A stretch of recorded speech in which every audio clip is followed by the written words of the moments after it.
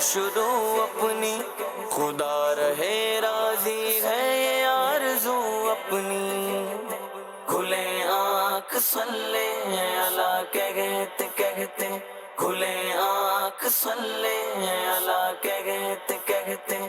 الحمدللہ رب العالمین، الصلاۃ والسلام علی سید الانبیاء والمرسلین، اما بعد فاعوذ باللہ من الشیطان الرجیم، بسم اللہ الرحمن الرحیم۔ الصلاۃ والسلام علیک یا رسول اللہ وعلی آلک واصحابک یا حبیب اللہ، الصلاۃ والسلام علیک یا نبی اللہ وعلی آلک واصحابک یا نور اللہ۔ نبی پاک صلی اللہ تعالی علیہ وآلہ وسلم نے فرمایا کہ جو شخص جمعہ کے دن مجھ پر 80 مرتبہ درود پاک پڑھے گا، اس کے 80 سال کے گناہ معاف کر دیے جائیں گے۔ صلو علی الحبیب صلی اللہ تعالی علی محمد صلی اللہ علیہ وسلم، صلاۃ و سلام علیک یا سیدی یا رسول اللہ۔ اللہ تعالیٰ کا کلام، آئیے تلاوت ترجمے کے ساتھ سنتے ہیں۔ اعوذ باللہ من الشیطان الرجیم، میں اللہ تعالیٰ کی پناہ میں آتا ہوں شیطان مردود سے۔ بسم اللہ الرحمن الرحیم، اللہ کے نام سے شروع جو نہایت مہربان رحم والا۔ انہ من عبادنا المؤمنین، بے شک وہ ہمارے اعلیٰ درجے کے کامل الایمان بندوں میں ہیں۔ وبشرناہ باسحاق نبیا من الصالحین، اور ہم نے اسے خوشخبری دی اسحاق کی کہ غیب کی خبریں بتانے والا ہمارے قرب خاص کے سزاواروں میں۔ وبارکنا علیہ وعلی اسحاق ومن ذریتہما محسن وظالم لنفسہ مبین، اور ہم نے برکت اتاری اس پر اور اسحاق پر، اور ان کی اولاد میں کوئی اچھا کام کرنے والا اور کوئی اپنی جان پر صریح ظلم کرنے والا۔ وَلَقَدْ مَنَنَّا عَلَى مُوسَى وَهَارُونَ وَنَجَّيْنَاهُمَا وَقَوْمَهُمَا مِنَ الْكَرْبِ الْعَظِيمِ، اور بے شک ہم نے موسیٰ اور ہارون پر احسان فرمایا اور انہیں اور ان کی قوم کو بڑی سختی سے نجات بخشی۔ وَنَصَرْنَاهُمْ فَكَانُوا هُمُ الْغَالِبِينَ، وَآتَيْنَاهُمَا الْكِتَابَ الْمُسْتَبِينَ، اور ان کی ہم نے مدد فرمائی تو وہی غالب ہوئے، اور ہم نے ان دونوں کو روشن کتاب عطا فرمائی۔ وَهَدَيْنَاهُمَا الصِّرَاطَ الْمُسْتَقِيمَ، وَتَرَكْنَا عَلَيْهِمَا فِي الْآخِرِينَ، اور ان کو سیدھی راہ دکھائی اور پچھلوں میں ان کی تعریف باقی رکھی۔ سلام علی موسیٰ وہارون انا کذالک نجزی المحسنین، سلام ہو موسیٰ اور ہارون پر، بے شک ہم ایسا ہی صلہ دیتے ہیں نیکوں کو۔ انہما من عبادنا المؤمنین، بے شک وہ دونوں ہمارے اعلیٰ درجے کے کامل الایمان بندوں میں ہیں۔ وَإِنَّ إِلْيَاسَ لَمِنَ الْمُرْسَلِينَ إِذْ قَالَ لِقَوْمِهِ أَلَا تَتَّقُونَ، اور بے شک الیاس پیغمبروں سے ہے جب اس نے اپنی قوم سے فرمایا کیا تم ڈرتے نہیں؟ أَتَدْعُونَ بَعْلًا وَتَذَرُونَ أَحْسَنَ الْخَالِقِينَ اللہ ربکم ورب آبائکم الاولین، کیا بال کو پوجتے ہو اور چھوڑتے ہو سب سے اچھا پیدا کرنے والے اللہ کو جو رب ہے تمہارا اور تمہارے اگلے باپ دادا کا۔ فکذبوہ فإنہم لمحضرون، پھر انہوں نے اسے جھٹلایا تو وہ ضرور پکڑے آئیں گے، الا عباد اللہ المخلصین وترکنا علیہ فی الآخرین، مگر اللہ کے چنے ہوئے بندے، اور ہم نے پچھلوں میں اس کی ثنا باقی رکھی۔ سلام علی الیاسین انا کذالک نجزی المحسنین، سلام ہو الیاس پر، بے شک ہم ایسا ہی صلہ دیتے ہیں نیکوں کو۔ انہ من عبادنا المؤمنین، بے شک وہ ہمارے اعلیٰ درجے کے کامل الایمان بندوں میں ہے۔ صدق اللہ العظیم۔ اللہ تعالیٰ قرآن پاک کی برکتیں ہم سب کو نصیب فرمائے اور عافیتیں اور راحتیں اللہ کریم ہم سب کا مقدر بنائے۔ مدنی چینل کے ناظرین، یہ بات ہے 1295 ہجری کی اور مہینہ تھا شوال کا۔ امام اہل سنت کے والد محترم حضرت نقی علی خان رحمۃ اللہ تعالی علیہ، آپ کی طبیعت ناساز تھی۔ اسی حالت میں آپ ایک روز آرام کر رہے تھے کہ آپ کی دل کی آنکھیں کھل گئیں اور نبی کریم صلی اللہ تعالی علیہ وآلہ وسلم آپ کے خواب میں تشریف لے آئے۔ سرکار نامدار مکی مدنی تاجدار صلی اللہ علیہ وسلم نے اپنے عاشق صادق کو حکم فرمایا کہ مدینے چلے آؤ۔ بس اب کیا تھا کہ حضرت نقی علی خان رحمۃ اللہ تعالی علیہ، رئیس المتکلمین، رئیس الاتقیاء رحمۃ اللہ تعالی علیہ، اگرچہ طبیعت ناساز تھی اور کچھ کمزوری کے آثار بھی تھے، لیکن نبی کریم صلی اللہ علیہ وسلم چونکہ آپ کو حکم فرما چکے تھے، لہذا آپ نے فوراً حج اور مدینہ منورہ حاضری کا ارادہ فرمایا۔ آپ رحمۃ اللہ تعالی علیہ کے دوست احباب نے عرض کی، علی جا آپ ایسا کیجئے کہ اگلے سال چلے جائیے گا، نبی پاک صلی اللہ علیہ وسلم کے حکم پر تب بھی عمل ہو جائے گا۔ مگر حضرت مولانا نقی علی خان رحمۃ اللہ تعالی علیہ کے عشق کا کمال دیکھیے کہ طبیعت اگرچہ ناساز ہے اور کچھ کمزوری کے آثار بھی ہیں، اور اب تو ہوائی جہاز پر سفر ہوتا ہے اور چند گھنٹے میں بندہ مدینہ پاک پہنچ سکتا ہے، اس وقت تو بحری جہاز پر سفر ہوتا تھا اور مدینہ پاک پہنچنے میں کئی دن لگ جایا کرتے تھے، بعض اوقات 8 دن سفر میں گزر جایا کرتے تھے۔ جدہ شریف کے ساحل تک پہنچنے میں 8 دن لگ جایا کرتے تھے۔ بہرحال سچے عاشق رسول رئیس المتکلمین حضرت نقی علی خان رحمۃ اللہ تعالی علیہ نے مدینہ منورہ جانے کا عزم مصمم کر لیا اور آپ نبی کریم صلی اللہ علیہ وسلم کے مبارک شہر کی طرف روانہ ہوئے۔ حضرت نقی علی خان رحمۃ اللہ تعالی علیہ اپنے شہزادے امام اہل سنت اور گھر کے چند دیگر افراد کو ساتھ لے کر حج کے لیے روانہ ہوئے۔ امام اہل سنت امام احمد رضا خان رحمۃ اللہ علیہ فرماتے ہیں کہ سرکار مکہ مکرمہ سردار مدینہ منورہ صلی اللہ علیہ وسلم نے خواب میں تشریف لا کر حضرت مولانا نقی علی خان رحمۃ اللہ تعالی علیہ کو ایک پیالے میں دوا عطا فرمائی، اور یہ دوا پینے کی برکت سے آپ کے مرض کی شدت میں کمی آ گئی، اور حضرت مولانا نقی علی خان رحمۃ اللہ تعالی علیہ نے حج اور زیارت کے تمام افعال تندرستوں کی طرح ادا فرمائے اور مدینہ منورہ میں بھی پرکیف حاضری دی۔ سبحان اللہ۔ سر بالی انہیں رحمت کی ادا لائی ہے، سر بالی انہیں رحمت کی ادا لائی ہے، حال بگڑا ہے تو بیمار کی بن آئی ہے۔ اللہ تعالی ہمیں نبی کریم صلی اللہ علیہ وسلم کی یہ نگاہ عنایت نصیب فرمائے اور ہم پر بھی یہ کرم ہو جائے۔ آج انہی کا رئیس المتکلمین حضرت مولانا نقی علی خان رحمۃ اللہ تعالی علیہ کا جو امام اہل سنت کے والد ماجد ہیں ذکر اپنے پروگرام میں ہم کرنے جا رہے ہیں۔ ان کی سیرت، ان کے اخلاق، ان کے کردار کے روشن پہلو انشاءاللہ الکریم آج کے اس پروگرام کے اندر بیان ہوں گے۔ اللہ تعالی ہمیں بھی مکہ مدینہ حاضری کا ذوق اور شوق عطا فرمائے۔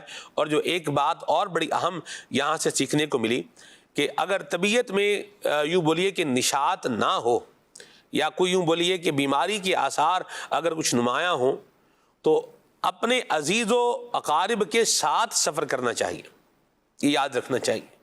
یہ نہیں کہ اپنے بیمار والدین کو کسی اور کے حوالے کر کے بندہ جو ہے وہ سفر حرمین کروا دے۔ اور خود جو ہے وہ بیٹھا رہے، ایسا نہیں ہونا چاہیے، بلکہ اگر والد یا والدہ یا کوئی بھی بھائی ہیں بیمار ہیں تو ان کے ساتھ خود جو ہے وہ سفر کرنا چاہیے۔ ہم نے مدنی چینل کے ناظرین، اب چونکہ بات چل ہی نکلی ہے لہذا میں یہاں ہی اس کا تذکرہ جو ہے وہ کر دوں۔ یہ خالد بھائی بورڈنگ کی لائن میں ہم کھڑے تھے اور یہ واپسی کا سفر تھا، یہ 2011 کی میں آپ کو بات بتا رہا ہوں، اور ہمارے آگے ظاہر سی بات لائن میں آپ کیوں میں آپ کھڑے ہیں تو ہمارے آگے جو لوگ تھے انہوں نے جب اپنے پاسپورٹ وہاں بورڈنگ کاؤنٹر پہ جدہ میں دیے تو ان میں ایک مائی صاحبہ کا پاسپورٹ بھی تھا۔ صحیح۔ تو وہ کاؤنٹر پہ انہوں نے کہا کہ جی یہ کہاں ہے؟ یہ وہ دیکھ رہے ہوتے ہیں نا، ٹکٹ دے رہے ہیں لوگ بھی دیکھ رہے ہیں، تو یہ کہاں ہے؟ تو وہ مائی صاحبہ تو وہاں پر نہیں تھی۔ تو وہاں جو ایک بات میرے کانوں کے ساتھ ٹکرائی وہ یہ تھی کہ کیا مصیبت ہمارے گلے پڑ گئی ہے۔ اللہ اچھا آپ یہ دیکھیے کہ یہ تو بورڈنگ آخری جو ہو رہی ہے اس میں یہ کہا جا رہا ہے بھی کیا مصیبت ہمارے گلے پڑ گئی ہے، صحیح۔ اور اس سے پہلے وہ مائی صاحبہ کے ساتھ کیا کیا کچھ ہوا ہوگا اور ان کو کیا کیا کچھ سننے کو ملا ہوگا، یہ اللہ کی پناہ ہے۔ بعض اوقات لوگ جب لے جاتے ہیں تو بڑا کہتے ہیں جی ہم خیال بڑا رکھیں گے، جی آپ کی امی ہیں ہماری بھی امی ہی کی طرح ہیں، بس آپ بے فکر ہو جائیں، بس ہم ہیں تو آپ کو تو اب کوئی ٹینشن لینے کی کیا ہے، ضرورت ہی نہیں۔ اور پھر وہ مائی صاحبہ کس طریقے سے جو ہے وہ وہاں پر وقت گزار رہی ہیں، یا جو بابا جی ہیں وہ وہاں پر کس طریقے سے وقت گزار رہے ہیں، کن محرومیوں کے ساتھ، اللہ کی پناہ ہے۔ اب میں اب بات کر رہا ہوں تو مجھے واقعات جو ہے نا وہ یاد آتے چلے جا رہے ہیں۔ تو اگر والدین کی طبیعت میں نشاط نہیں ہے یا کچھ کمزوری ہے تو اولاد کو چاہیے کہ ان کے ساتھ سفر اختیار کرے تاکہ ان کی خدمت بھی کرے، ان کا خیال بھی رکھے، ان کا احساس بھی کرے۔ یہ جیسے میں نے کہا کہ کیا مصیبت ہے۔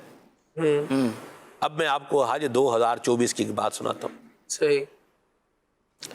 خالد بھائی رمی کر کے ہم جو ہے وہ نکلے ہیں، یہ پہلے دن کی رمی تھی یا دوسرے دن کی رمی تھی یہ تو مجھے یاد نہیں ہے، بہرحال جیسے رمی کر کے نکلے تو جب ہم وہ ریمپ ہے نا اس سے یوں بندہ نیچے اترتا ہے رمی کر کے، آپ فارغ ہوتے ہیں آپ کو دوبارہ مینا کی طرف جانا، مکہ شریف جانا ہے تو سیدھے آپ جو ہے وہ نکل جاتے ہیں، اور اگر مینا شریف جانا ہے تو وہ ریمپ ہے وہاں سے آپ گھوم کے تھوڑا کیا کرتے ہیں نیچے آپ آ جاتے ہیں۔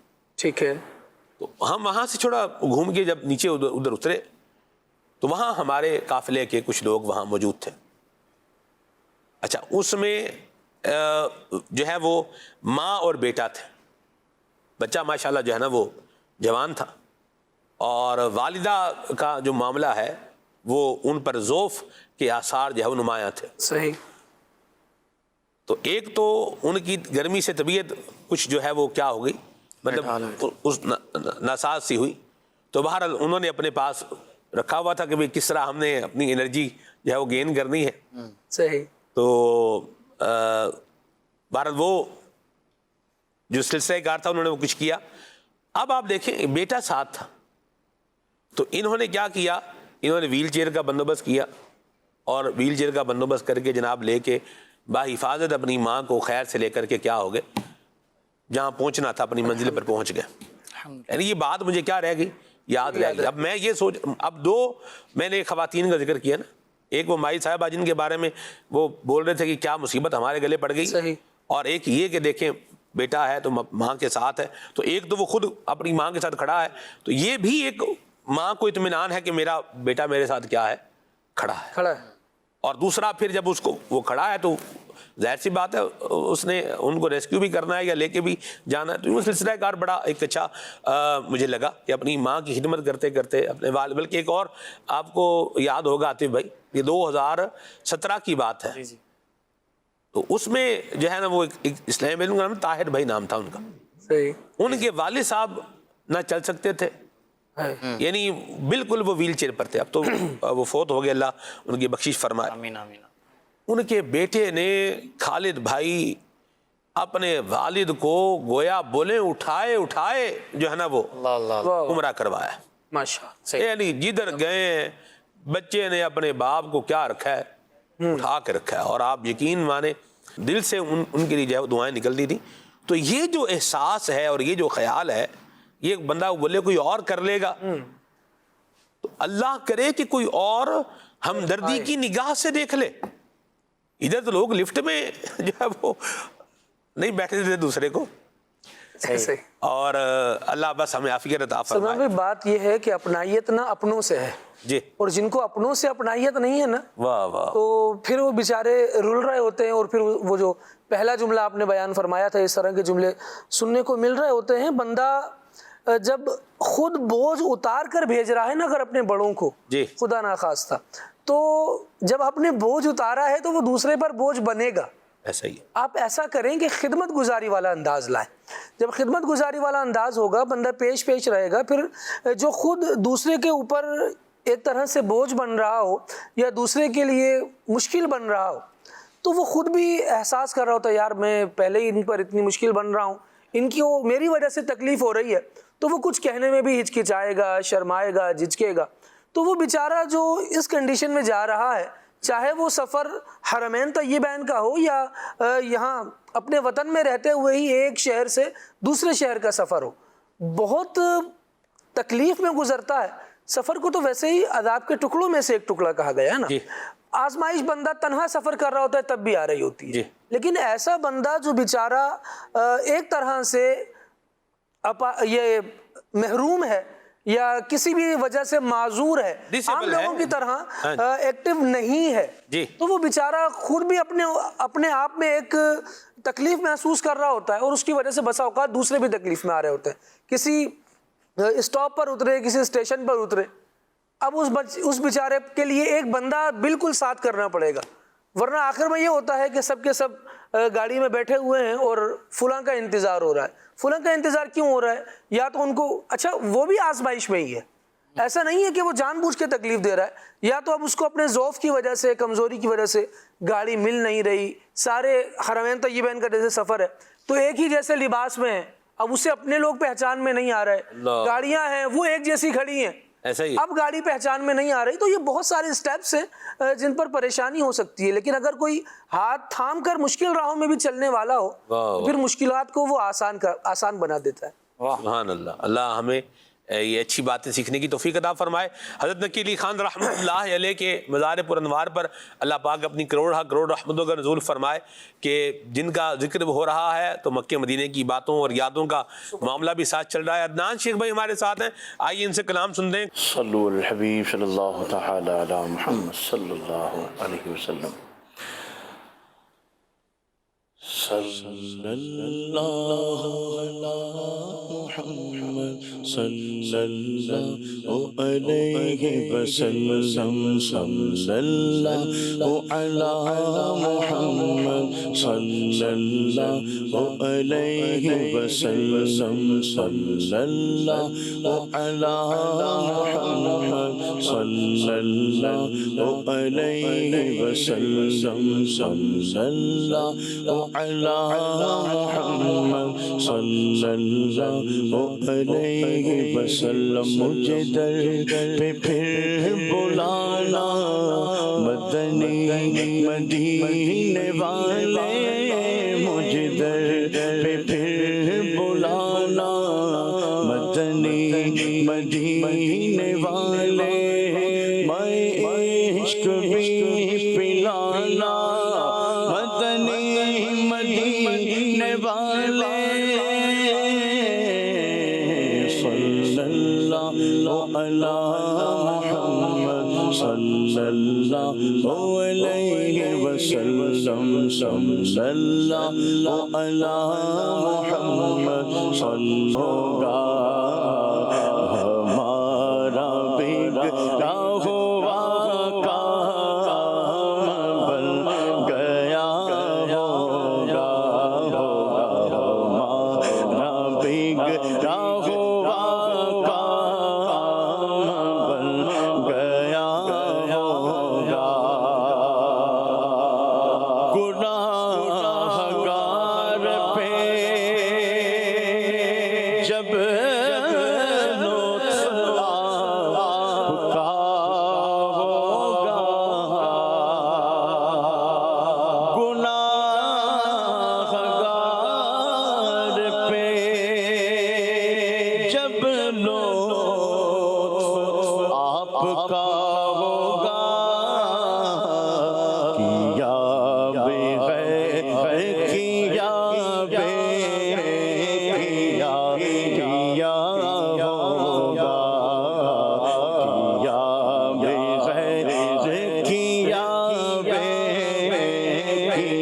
کیا ہوگا، کیا بغیر کیا بے کیا ہوگا، ہوگا بغیر کیا بے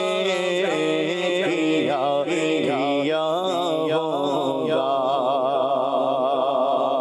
اور خدا کا لطف ہوا ہوگا دستگیر ضرور، خدا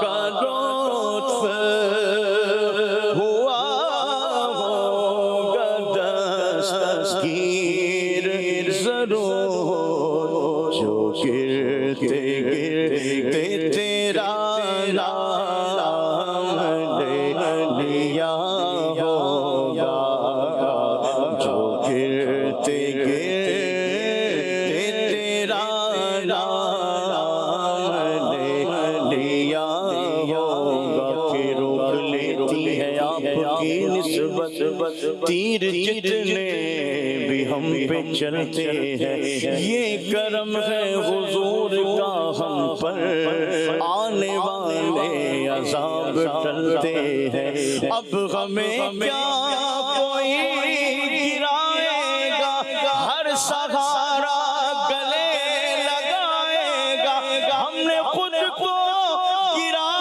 دیا ہے، وہاں گرنے والے جگہ سنبھلتے ہیں، جو گرتے گرتے تیرا نام لے لیا ہوگا، جو گرتے گرتے تیرا نام لے لیا ہوگا، جو گرتے گرتے تیرا نام لے لیا ہوگا، جو گرتے گرتے تیرا نام لے لیا ہوگا، دکھائی جائے گی محشر میں شان محبوبی، دکھائی جائے گی محشر میں شان محبوبی، کہ آپ ہی کی خوشی آپ کہا ہوگا، ہوگا کہ آپ ہی کی خوشی آپ کہا ہوگا، کہ آپ ہی کی خوشی آپ کا کہا ہوگا، آپ ہی کی خوشی آپ کا کہا ہوگا، خدا پاک کی چاہیں اگلے پچھلے خوشی، خدا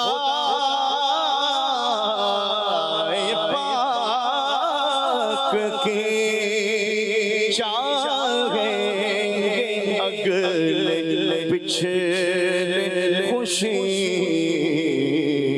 خدا پاک خوشی ان کی چاہتا ہوگا، خدا پاک خوشی ان کی چاہتا ہوگا، ہوگا خدا پاک خوشی ان کی چاہتا ہوگا، اور کسی طرف سے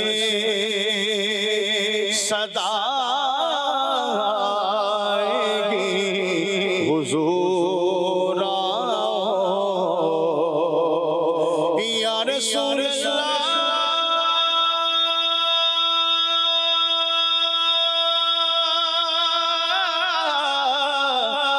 میرے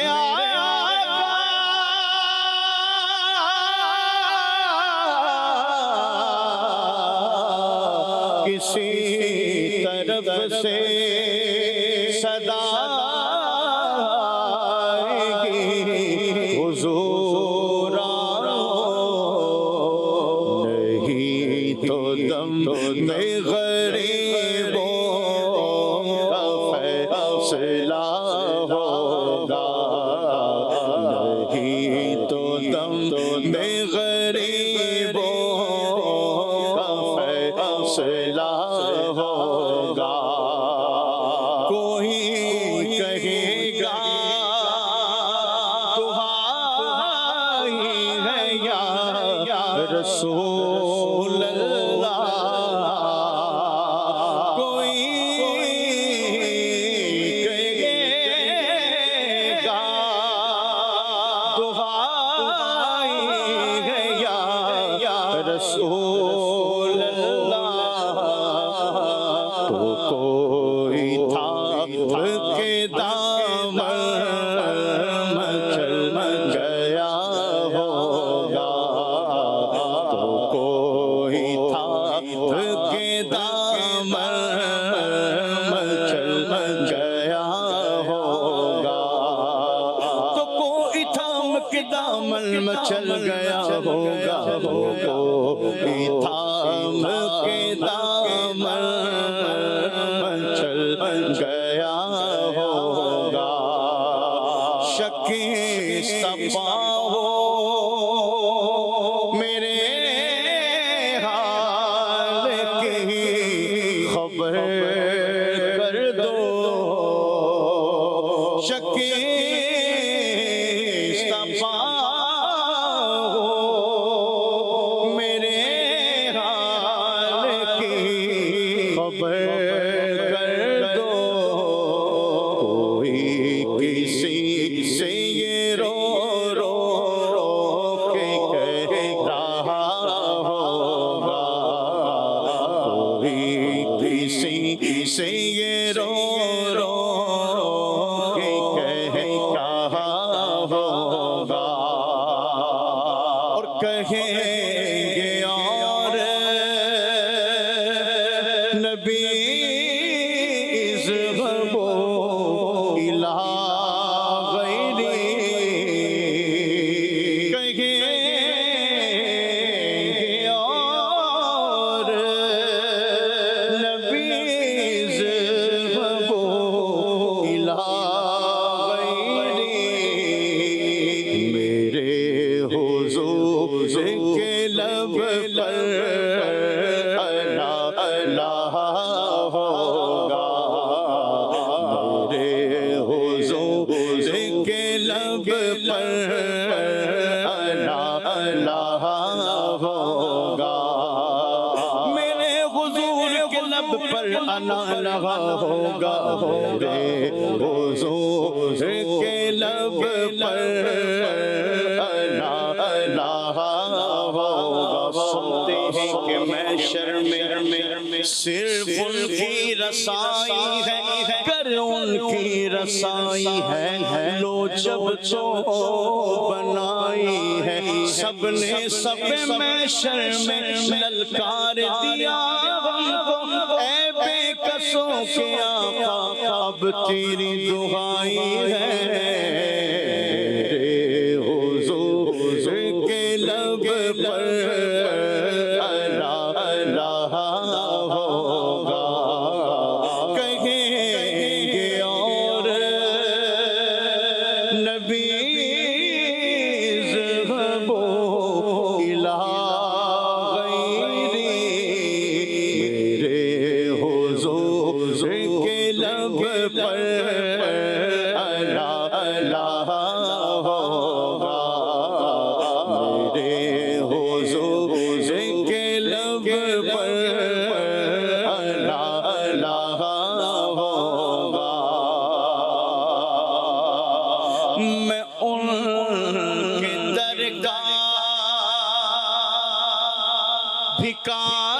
بھکاری ہوں فضل مولا سے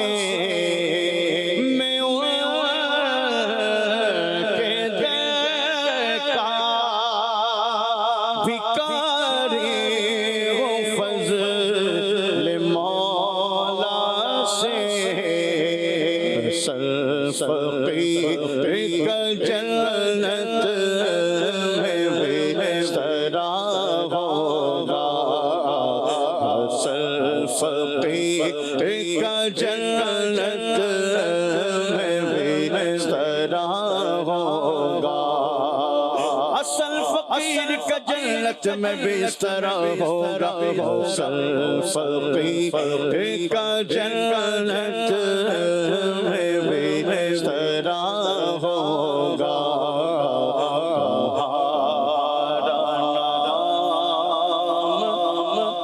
مصیبت جب لیا ہوگا،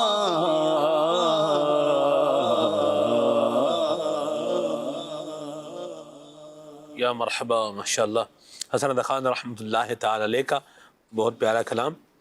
یہ میدان محشر میں پیش آنے والی صورتحال ہے، حضور کا غلام کس طرح نبی کریم صلی اللہ علیہ وسلم کو یاد کرے گا، اور پھر آقا کریم صلی اللہ علیہ وسلم کس طرح اپنے غلام پر کرم نوازی فرمائیں گے، اور گناہ گار پہ جب لطف آپ کا ہوگا، کیا بغیر کیا بے کیا ہوگا۔ صلی اللہ ہمیں نبی کریم صلی اللہ علیہ وسلم کی شفاعت نصیب فرمائے، مالک کریم ہمارا ایمان سلامت رکھے، اور ہمیں اللہ تعالیٰ میدان معاشر کی ذلت اور رسوائی سے بھی بچنے کی توفیق عطا فرمائے، آمین بجاہ النبی الامین صلی اللہ تعالیٰ علیہ وآلہ وسلم۔ حضرت مفتی نقی علی خان رحمۃ اللہ تعالیٰ علیہ، یہ سرب کب پیدا ہوئے، کہاں پیدا ہوئے، ان کا ابتدائی تعارف بیان فرمائے۔ بسم اللہ الرحمن الرحیم۔ مولانا نقی علی خان رحمۃ اللہ علیہ یہ بریلی شریف میں جمادی الاخری کے آخری دن یا 1 رجب 1246 ہجری میں پیدا ہوئے، اور ایک علمی اور گھرانہ جو بڑھائش خاندان ہے ان کا، تو ان کے ہاں ان کی پیدائش ہوئی۔ والد صاحب جو تھے مولانا رضا علی خان رحمۃ اللہ علیہ تھے، یہ سلسلہ نقشبندیہ کے شیخ طریقت تھے اور بہت بڑے عالم دین تھے۔ بحر العلوم علامہ عبدالعلی فرنگی محلی رحمۃ اللہ علیہ سے ان کا سلسلہ تلمذ یا شاگردی کا جو سلسلہ ہے وہ مل جاتا ہے، اور ان کے گھرانے میں مولانا نقی علی خان صاحب کی ولادت ہوئی، اور والد صاحب سے ہی انہوں نے زیادہ علم دین حاصل کیا۔ ان کے والد صاحب مفتی بھی تھے اور شیخ طریقت بھی تھے، اور بڑے معزز تھے بریلی شریف کے اندر۔ تو علم دین آپ نے والد صاحب سے اور دیگر علماء سے حاصل کر کے مولانا نقی علی خان نے جو ہے وہ علم فقہ کے اندر بڑا کمال پایا، اور مزید جو ہے یہ واعظ و نصیحت ان کا جو ہے ایک اہم منصب کہیں، اور تصنیف و تالیف کی طرف بھی یہ متوجہ تھے۔ صحیح۔ انہوں نے تقریباً 30 سے 40 کے لگ بھگ کتب و رسائل جو تالیف بھی کیے، اور بڑا ان مجاہدانہ انداز ان کا رہا ماشاء اللہ۔ علم دین اور سے محبت، لوگوں سے محبت، یہ چیز جو ہے وہ ان کے خاندان کے اندر بڑی اہم ہے۔ سخاوت جو ہے ان کے اندر کوٹ کوٹ کر بھری ہوئی تھی، اور جتنے بھی جو ہے وہ اخلاقی حسنہ آپ کہہ سکتے ہیں وہ ان کے اندر موجود تھے، اور انہوں نے جو ہے 51 سال 5 ماہ کی عمر جو ہے وہ پائی، اور ذیقعدہ کے آخری دن آپ کا وصال ہوا 1297 میں۔ تو یہ آپ کی زندگی کا کچھ جو ہے وہ خلاصہ ہے۔ سر ان کی سیرت میں ایک بات بیان کی گئی ہے کہ یہ اپنی گفتگو کے دوران قرآن کریم کی آیات اور احادیث مبارکہ اور اس طرح جو بزرگان دین کے اقوال ہوتے تھے یہ بھی گفتگو میں بیان فرمایا کرتے تھے۔ آج ہم دیکھتے ہیں کہ ہمارے یہاں بھی لوگوں کو قرآن کریم کی آیات اور احادیث کے بیان کا ایک شوق ہوتا ہے، یعنی ہم بھی اپنی گفتگو کے دوران نبی پاک صلی اللہ علیہ وسلم کے فرمان لے کر کے آئیں، قرآن کریم کی جو ہے نا وہ کوئی آیت جو ہے وہ اس کو ذکر کریں، لے کر کے آئیں۔ یہ شوق ہونا اور اس کی تکمیل کرنا یہ کتنا اہم ہے، یا اس کے بارے میں کیا فرمائیں گے آپ؟ دیکھیں، اگر آپ قرآن پاک کی کوئی آیت پڑھنا چاہتے ہیں تو درست قرآن پاک آنا چاہیے، صحیح، اور پھر حدیث پاک بیان کرتے ہیں تو حدیث پاک بھی جو ہے اچھی طرح حفظ ہونی چاہیے۔ اپنی طرف سے ہمارے معاشرے کے اندر ایک بڑی پرابلم یہ ہے کہ لوگوں کو شوق تو ہے کہ یہ جو ہے قرآن پاک کی آیت تو کم ہی بیان کرتے ہیں، بس یہ کہتے ہیں کہ اللہ نے یہ فرمایا ہے، اب وہ کہاں واقعی فرمایا بھی ہے کہ نہیں فرمایا. اسی طرح پیارے آقا علیہ الصلوۃ والسلام کے بارے میں بھی جو ہے وہ اس طرح کہتے ہیں حدیث پاک میں آیا ہے. تو جب تک جو ہے ہمیں یقین نہ ہو ہمیں ایسی بات نہیں کرنی چاہیے. ظاہر ہے کہ اللہ پاک کی جانب کوئی بات منسوب کر رہے ہیں یا پھر پیارے آقا علیہ الصلوۃ والسلام کے بارے میں ایسی بات کر رہے ہیں تو اس کے لیے پھر ہمیں اچھی طرح وہ بات یاد بھی ہونی چاہیے. قرآن و حدیث سے جو ہے جب استفادہ مکمل طور پر مضبوطی کے ساتھ ہوگا تو پھر ہم ان چیزوں کو لا سکیں گے. اور جب قرآن پاک کی آیت یا حدیث پاک کی بات ہم کرتے ہیں اور یہ ہماری گفتگو کا حصہ بنتے ہیں تو یہ ہماری بات کو اتھینٹک جو ہے وہ کر دیتا ہے. اور یعنی احتیاطیں بھی ہیں, ان احتیاطوں کے ساتھ اگر جو ہے وہ, ویسے تو یہ علماء کا کام ہے کہ وہ اس طرح کی گفتگو کریں. اچھا, ایک اور بڑی پرابلم ہے کہ آیت مقدسہ بیان کریں گے یا پھر جو ہے حدیث پاک بیان کریں گے, جس موضوع پر بیان کر رہے ہیں اس پر یہ منطبق بھی ہوتی ہیں یا نہیں ہوتی. اس کو پیش نظر رکھنا ضروری ہے کہ اس موضوع سے یہ متعلق ہے بھی کہ نہیں. صحیح کہ ہم قرآن پاک جو ہے وہ کی آیت کوٹ کر رہے ہیں لیکن کیا ہمیں یقین ہے کہ اس بات سے وہ مناسبت رکھتی ہے. یہ جو ہے وہ اس چیز کو پیش نظر رکھنا بہت ضروری ہے. ظاہر ہے کہ علم دین ہوگا تو ہم جو ہے یہ دونوں چیزیں. اچھا, پھر ایک دوسری آپ نے بات کی اقوال بزرگان دین, تو یہ بھی جو ہے وہ اقوال بزرگان دین سے استفادہ کرنا یہ بہت زبردست اچھی بات ہے. اور واقعی جو ہے وہ بزرگان دین کے ساتھ جو ہمارا تعلق ہے یہ جتنا مضبوط ہوگا تو رب کی رحمت سے دین اسلام کو سمجھنے میں ہمیں آسانی ہوگی. کہ ان بزرگوں نے جو قرآن و حدیث سمجھا تو یہ ہم سے زیادہ علم والے تھے اور پیارے آقا علیہ الصلوۃ والسلام کے زمانے کے زیادہ قریب تھے. یہ بھی ایک جو ہے ایک بات ہے. تو اس لیے یہ بزرگان دین کی جو ہے وہ اقوال ضرور جو ہے وہ ہمیں بیان کرنے چاہیے اور اس سے فائدہ ہوگا. سبحان اللہ. اتھینٹسٹی کو کمپرومائز نہ کریں. شوق تو یہ ہونا چاہیے, رکن شدہ کی گفتگو سن کر اندازہ ہوتا ہے کہ ٹھیک ہے اچھی بات ہے, لیکن پھر نالج بھی ہونا چاہیے کیا چیز بیان کرنی ہے اور کس طرح بیان کرنی ہے. جن کے پاس نالج ہے وہ بیان کر رہے ہیں اور بہت اچھا کر رہے ہیں, اللہ کریم قبول فرمائے. اور جو اپنے اٹکل پچو سے جو ہے وہ اس طرح کا کوئی کام کرتے جا رہے ہیں تو ان کو جو ہے وہ بحال کیا کر لینا چاہیے, ڈر جانا چاہیے. بعض اوقات بات درست ہوتی ہے لیکن جو اس سے مراد لی جا رہی ہوتی ہے وہ مراد غلط ہوتی ہے. جیسے حضرت علی المرتضیٰ کرم اللہ تعالی وجہہ الکریم پر جنہوں نے کفر کا حکم لگایا معاذ اللہ, تو وہ بھی قرآن پڑھ کے ہی لگا رہے تھے. ان الحکم الا للہ, حکم تو صرف اللہ کا. تو ہم کیوں کسی کو یہاں پر حاکم بنائے اور کیوں کسی کو فیصلہ کرنے والا بنائے, حکم تو اللہ کا. اس وقت جناب علی المرتضیٰ کی یہاں سے بارگاہ سے جو جواب گیا وہ کیا تھا, بات صحیح ہے لیکن جو مراد لی جا رہی ہے یہ مراد کیا ہے, یہ مراد غلط ہے.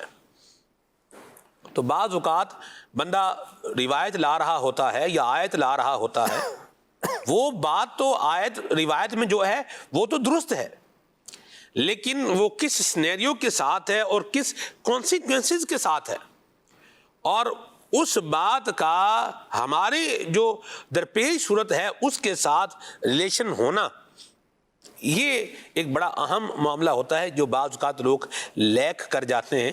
اور یہ پھر بہت سخت اس کا حکم ہے, شر الخلق والخلیقہ قرار دیا گیا ہے ان کو جو قرآن کریم کی آیات کے غلط معنی جو ہے وہ بیان کریں. تو ان کو کہا گیا ہے کہ یہ مخلوق میں بدترین لوگ ہیں. تو اللہ تعالی ہمیں اس سے بچنے کی توفیق عطا فرمائے.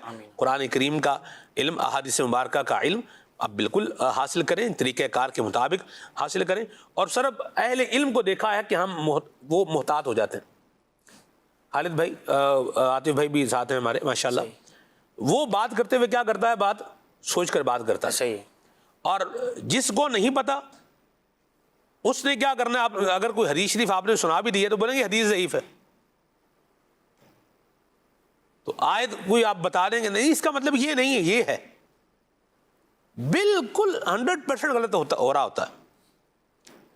بعض اوقات صحیح بھی ہوتا ہے لیکن آپ عام طور پر جو جنرل پرسپیکٹیو میں چل رہا ہوتا ہے نا, علم اور عدم علم جہاں پر جمع ہو جائے تو یہ پھر بعض اوقات لوگ کیا کرتے ہیں بھی چونکہ یہ ہمیں سوٹ نہیں کرتی لہذا اس کے اوپر کیا کر دیں گے, کمنٹ کر دیں گے. اور جس کو علم ہے نا, شور اور شعور میں عین کا فرق ہے. یار یہ پیج لے کر آئیں, ایک پیج اور ایک پینسل جو ہے نا وہ لے کے آئیں. کیا بات ہے. یہ میں اس کا ذرا پریکٹیکل کر کے جو ہے دکھاؤں. ماشاءاللہ شیخ صاحب کے پاس ہے عبد الرحمان بھائی ہمارے پروڈکشن کے اسلامی بھائی ہیں, بڑے پیارے آدمی ہیں ماشاءاللہ. میں 2 لفظ آپ کو لکھ کے دکھا رہا ہوں, کیا بات. ان کو آپ نے ذرا غور سے دیکھنا ہے. شور. اللہ اکبر. ایک لفظ ہے شور صحیح. اور ایک لفظ ہے شعور. شعور. اس میں فرق عین کا ہے. یہ دیکھیے,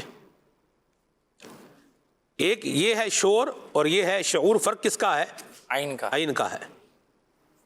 اور عین سے مراد کیا ہے؟ عین سے مراد ہے علم. واہ واہ. جب علم آتا ہے تو شور ختم ہو جاتا ہے اور شعور کی منزل پر بندہ پاؤں کیا کر دیتا ہے؟ رکھ دیتا ہے. واہ واہ. تو یہ شور کو کس میں بدلنے کی ضرورت ہے؟ شعور میں بدلنے کی ضرورت ہے. اور یہ کیسے بدلے گا؟ یہ علم کے ذریعے سے بدلے گا. کیا فرمائیں گے اس پر؟ بالکل آپ صحیح بات فرما رہے ہیں کہ ہر ایک کے پاس جا کر اور اس کی بات سن کر اس کی تائید کر دینا یہ بھی اچھی بات نہیں ہے. پہلے تو یہ بات ہے کہ جو بیان کر رہا ہے وہ کون ہے اور کیا بیان کر رہا ہے. سننے والے کو بھی اس بات میں غور کرنا چاہیے. امام ابن سیرین رحمۃ اللہ تعالیٰ علیہ بہت بڑے عالم گزرے ہیں. تو ایک دن مجلس میں بیٹھے ہوئے تھے تو کچھ 2 لوگ آئے آپ کے پاس. تو آ کر کہنے لگے ہم 2 قرآن کی آیتیں آپ کو سنانا چاہتے ہیں. امام ابن سیرین رحمۃ اللہ تعالیٰ نے فرمایا میں نہیں سنوں گا. اب انہوں نے کہا کہ کتاب اللہ ہے اور محفل بھی آپ کی ہے, آپ واضح و نصیحت فرما رہے ہیں, لوگ سارا مجمع آپ کا ہے. آپ نے فرمایا میں نہیں سنوں گا. ہم سے بھی سن لیں. ہاں جی. تو انہوں نے کہا کہ ٹھیک ہے جی, ہم آپ قرآن کی آیتیں 2 نہیں سننے چاہتے, 2 رسول پاک علیہ الصلوۃ والسلام کی باتیں سن لیں. آپ نے فرمایا میں نہیں سنوں گا. اب لوگوں نے جو ہے اب وہ بڑا تعجب کا اظہار کیا. اب وہ بار بار دونوں شخص اصرار کر رہے ہیں بار بار. تو امام ابن سیرین رحمۃ اللہ تعالیٰ نے فرمایا تم یہاں سے اٹھ کے جا رہی ہو یا میں اٹھ کے چلا جاؤں؟ اب وہ جب بات آگے بڑھی تو وہ دونوں چلے گئے. بعد میں لوگوں نے بولا حضرت آپ اتنے بڑے عالم ہیں, آپ ہمیں واضح و نصیحت کرتے ہیں, وہ قرآن کی آیت ہی تو سنا رہے تھے آپ کو, رسول پاک کی حدیث پاک تو سنا رہے تھے آپ کو. امام ابن سیرین رحمۃ اللہ تعالیٰ نے بڑا خوبصورت جواب دیا. جو بھی گفتگو فرمایا وہ قرآن کی آیت تو پڑھیں گے لیکن عین ممکن تھا اس کا مطلب غلط بیان کرتے اور وہ میرے دل میں بیٹھ جاتا ہے اور کہیں میں جو اپنے ایمان سے ہاتھ نہ دھو بیٹھتا. صحیح. تو ایسا آج کے زمانے میں تو بالکل جو آپ نے واضح بات کی ہے کہ مطلب آیت کا غلط بیان کر دیتے ہیں. اب ہمارا مسئلہ یہ ہے کہ ایک تو سیکھنے کا شوق نہیں ہے. سیکھنے کا جب شوق نہیں ہے, جو بات کرتا ہے جو نظر آتا ہے اس کو سن لیتے ہیں اور جو اس نے بیان کر دیا اسی کو لے کر پھر آگے چلنا شروع ہو جاتے ہیں جی. اور دیکھا دیکھی میں سارے معاملات چل رہے ہوتے ہیں. اور پھر ہم کیا کہتے ہیں جی قرآن میں اللہ نے یہ فرما دیا, حدیث میں نبی پاک علیہ الصلوۃ والسلام نے یہ فرما دیا. جبکہ جو فرمایا ہے کیا وہی ہے جو سامنے والے نے ہمیں بیان کر کے دیا ہے؟ اس کے لیے کرنا کیا ہے؟ جن شخصیت کا آج ہم ذکر کر رہے ہیں نا, ان کی تعلیمات کو اور ان کے جو لختے جگر ہیں سید امام اہل سنت اعلیٰ حضرت رحمۃ اللہ تعالیٰ علیہ کی تعلیمات کو پیش نظر رکھیں گے تو انشاءاللہ بہت اچھے سے سمجھ میں آ جائے گا کہ کس سے سننا ہے اور کس سے نہیں سننا ہے. یہ بھی بات درست ہو گئی, اس کو بھی خیال رکھیں. اور علماء اہل سنت جس طرح امیر سنت نے بیان فرما رکھا ہے, میں بتایا بزرگان دین نے, تو انہی کو جو ہے نا وہ آپ سنیں. الحمدللہ رب العالمین مدنی چینل پر ایک سے ایک پروگرام آ رہے ہیں. علماء کرام جو ہے وہ دارالرسالہ سنت کے پروگرام ہو رہے ہیں, دیگر مبلغین بھی ماشاءاللہ پروگرام جو ہے وہ کر رہے ہیں. تو اس کو جو ہے وہ آپ سنیں گے تو انشاءاللہ خیر کی بات, بھلائی کی بات, عافیت کی بات ملے گی. اور کمنٹ کرنے میں بھی جو ہے محتاط رہیں.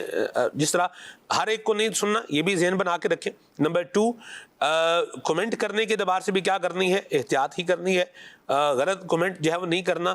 اور نمبر 3 جو ایک بڑی اہم بات ہے اور ہے جو غور کرنے والی ہے وہ یہ ہے کہ غلط معنی اور مفہوم کو بھی بیان نہیں کرنا. میں خالد بھائی ایک جگہ پر گیا ہمارے عزیز رشتہ داروں کے یہاں, یہ اس وقت کی بات ہے جب میں جامعہ المدینہ میں پڑھتا تھا. تو وزیر آباد یوں جانا ہوا اور اس کے بعد پھر آگے جائیں وہ سفر ایک تھا. تو ہم گئے تو مجھے نا وہاں کسی نے کہا, انہوں نے کہا کہ جی دیکھیں قرآن پاک میں تو یہ آیا ہے. تو ان کی بات میں نے سنی, میں نے کہا جی کہاں آیا ہے؟ صحیح. انہوں نے موبائل نکالا, وہ دور تھا 3310 موبائل کا. تو اس طرح کے جو کی پیڈ والے موبائل تھے یہ زیادہ ہوتے تھے لوگوں کے پاس. تو انہوں نے وہ ایک میسیج نکال لیا, تو اس میں سے مجھے آیت نمبر بتا دیا. میں نے کہا اچھا قرآن کریم لے آئے. صحیح. وہ قرآن کریم لے آئے, آیت نمبر نکالیں, وہ آیت نمبر نکالی, اب میں نے کہا اس کا ذرا ترجمہ پڑھ لیں جو ہے یہاں لکھا ہوا. اب وہ جب ترجمہ انہوں نے پڑھا تو وہ جو میسیج میں تھا وہ تو کچھ وہاں پر اور تھا ہی نہیں. صحیح. تو بندے کی ہوائیاں اڑ گئیں. پھر انہوں نے ایک اور بات جو ہے وہ کہی صحیح. اور انہوں نے کہا دیکھیں قرآن پاک میں تو یوں ہے. میں نے کہا کہاں ہے؟ تو پھر انہوں نے وہ میسیج ایک جو ہے وہ بتایا بھی فلاں آیت. میں نے کہا نکال لیں. صحیح. وہ آیت نکالی, ترجمہ میں نے کہا پڑھ لیں. اس میں تو وہ کچھ تھا ہی نہیں. تو یوں بھی آپ دیکھیے کہ کتنے لوگ جری ہو گئے ہیں کہ قرآن کریم کے معنی اور مضمون اور مفہوم کو بیان کرنے میں بھی بالکل کوئی جسے یوں بولیں کہ خیال نہیں ہے کہ ہم کس سمت میں آگے بڑھتے جا رہے ہیں اور اس کا نتیجہ آگے جا کے کیا ہوگا. افطراء علی اللہ تو نہیں آ جائے گا کہ اللہ پہ جھوٹ باندھنے والوں میں تو کہیں ان بدبختوں میں تو ہم شامل نہ ہو جائیں. نعوذ باللہ. سلمان بھائی جو بات آپ اس سے پہلے ارشاد فرما رہے تھے نا کہ علماء جو ہوتے ہیں نا وہ محتاط ہوتے ہیں. ایسا ہی ان کے محتاط ہونے کا سبب بھی علم ہی ہوتا ہے. دیکھیے باؤنڈریز کا خیال وہ رکھے گا جسے باؤنڈریز پتہ ہوں گی, واہ جسے باؤنڈریز نظر آئیں گی. جی. جس کو پتہ ہی نہیں ہے, جو روڈز پر بس دوڑتا ہی چلا جا رہا ہے, اس کو پتہ ہی نہیں ہے کہ ریڈ لائٹ کا مطلب کیا ہے, گرین لائٹ کا مطلب کیا ہے, یلو لائٹ کیوں روشن کی جا رہی ہے. جب اسے پتہ ہی نہیں ہوگا تو وہ کہے گا کہ یار لائٹس تو ہیں ساری, ضروری تھوڑی ہے کہ ریڈ پر ہی رکا جائے, ہماری مرضی ہے ہم گرین پر رکیں گے. تو پھر ایسا بندہ جو چیزوں کو دیکھ کر بھی نیگلیکٹ کر رہا ہوگا وہ کیا کرے گا, وہ پھر خود ہی حادثے کا شکار ہوگا. ایسے ہی جب ہم قرآن و حدیث کی بات کرتے ہیں اور پھر وہ ضروری علم دین دامن میں نہیں ہوتا, وہ ضروری علم دین پلے نہیں ہوتا جو ہونا چاہیے, تو ہوتا کیا ہے کہ کہیں کی بات اٹھائیں گے کہیں لگا دیں گے. آپ دیکھیے کہ مطلب بڑی قرآن مجید کے تراجم کے حوالے سے بھی جو غلطیاں سامنے آتی ہیں کہ غلطی کرنے والوں نے غلطی کی اور نتیجہ یہاں تک نکالا کہ نعوذ باللہ اللہ تبارک و تعالیٰ کو جھوٹ بولنے والا لکھا گیا, بتایا گیا. اچھا, استدلال کہاں سے کیا جا رہا ہے؟ وہ آیت قرآنی سے کیا جا رہا ہے. کیوں بھائی؟ کیونکہ اللہ تبارک و تعالیٰ ہر چیز پر قادر ہے. اب اگر ضروری علم دین بندے کے پاس ہوگا تو وہ قدرت کو جانے گا, وہ صفات ثبوتیہ کو بھی جانے گا, صفات سلبیہ کو بھی جانے گا. کون سی چیز اللہ تبارک و تعالیٰ کی ذات کے لیے ممکن ہے اور کون سی محال ہے, یہ ضروری علم دین ہے. اور ہو سکتا ہے کہ مدنی چینل کے ناظرین کو یہ جو بات میں نے جو پوائنٹ ابھی ریز کیا ہے شاید کچھ گاڑا لگ رہا ہو اور اتنی آسانی سے سمجھ نہ آ رہا ہو. دیکھیے یہ ایک بات ہے نا, یہ اتنی آسانی سے اگر سمجھ نہیں آئی تو اس کی ڈیپتھ, اس کی ڈیٹیل جو ہے وہ باقاعدہ پھر سننے اور سمجھنے سے تعلق رکھتی ہے. علم کلام کے اندر جو مشکل بحث ہیں ان میں سے ایک بحث یہ صفات باری تعالیٰ کی بحث ہے. بالکل, صفات ایجابیہ بھی ہیں, صفات سلبیہ بھی ہیں. کون سی صفات ہیں جن کو اللہ پاک کے لیے ثابت ماننا ہے اور کن کو نہیں ماننا, یہ سب ہمیں دین اسلام کی روشنی میں بیان کر دیا گیا ہے. کم از کم ایک کام کریں, بہار شریعت کا پہلا حصہ جو ہے نا وہ عقائد کے باب میں اس کو پڑھ لیں. توحید باری اللہ تعالیٰ کی ذات و صفات کے بارے میں ہمارا کیا عقیدہ ہونا چاہیے. تو یہ بیس بنیاد بڑی خوبصورت, بڑی اعلیٰ, بڑی عمدہ جو ہے وہ بیان کی گئی ہے. اس کے اوپر جو ہے وہ کار بند رہیں اور علم حاصل کرتے ہوئے اپنی زندگی گزاریں گے تو انشاءاللہ الکریم علم کے بہت سارے دروازے انشاءاللہ کھلتے چلیں گے. اس مشورے کے ساتھ یہ بات بھی ایڈ کر دیں کہ اگر بہار شریعت کا پہلا حصہ پڑھنا ہے تو آسان ہو جائے, سمجھ مزید اچھا ہے, تو اس کے لیے ہمارے مکتبۃ المدینہ کی جو بہار شریعت ہے اس کو آپ پڑھیں گے تو انشاءاللہ زیادہ سمجھ جائیں گے اور آسانی ہوگی پڑھنے میں, کیونکہ اس میں نیچے اس کے کچھ چیزوں کی وضاحت کی گئی ہے. کوئی مشکل بات ہے تو اس کو وضاحت کر کے اس کو بیان بھی کیا گیا ہے, اس لیے اس کا مشورہ دے دیں, پڑھیں گے تو فائدہ ملے گا انشاءاللہ. جی خالد بھائی. انشاءاللہ.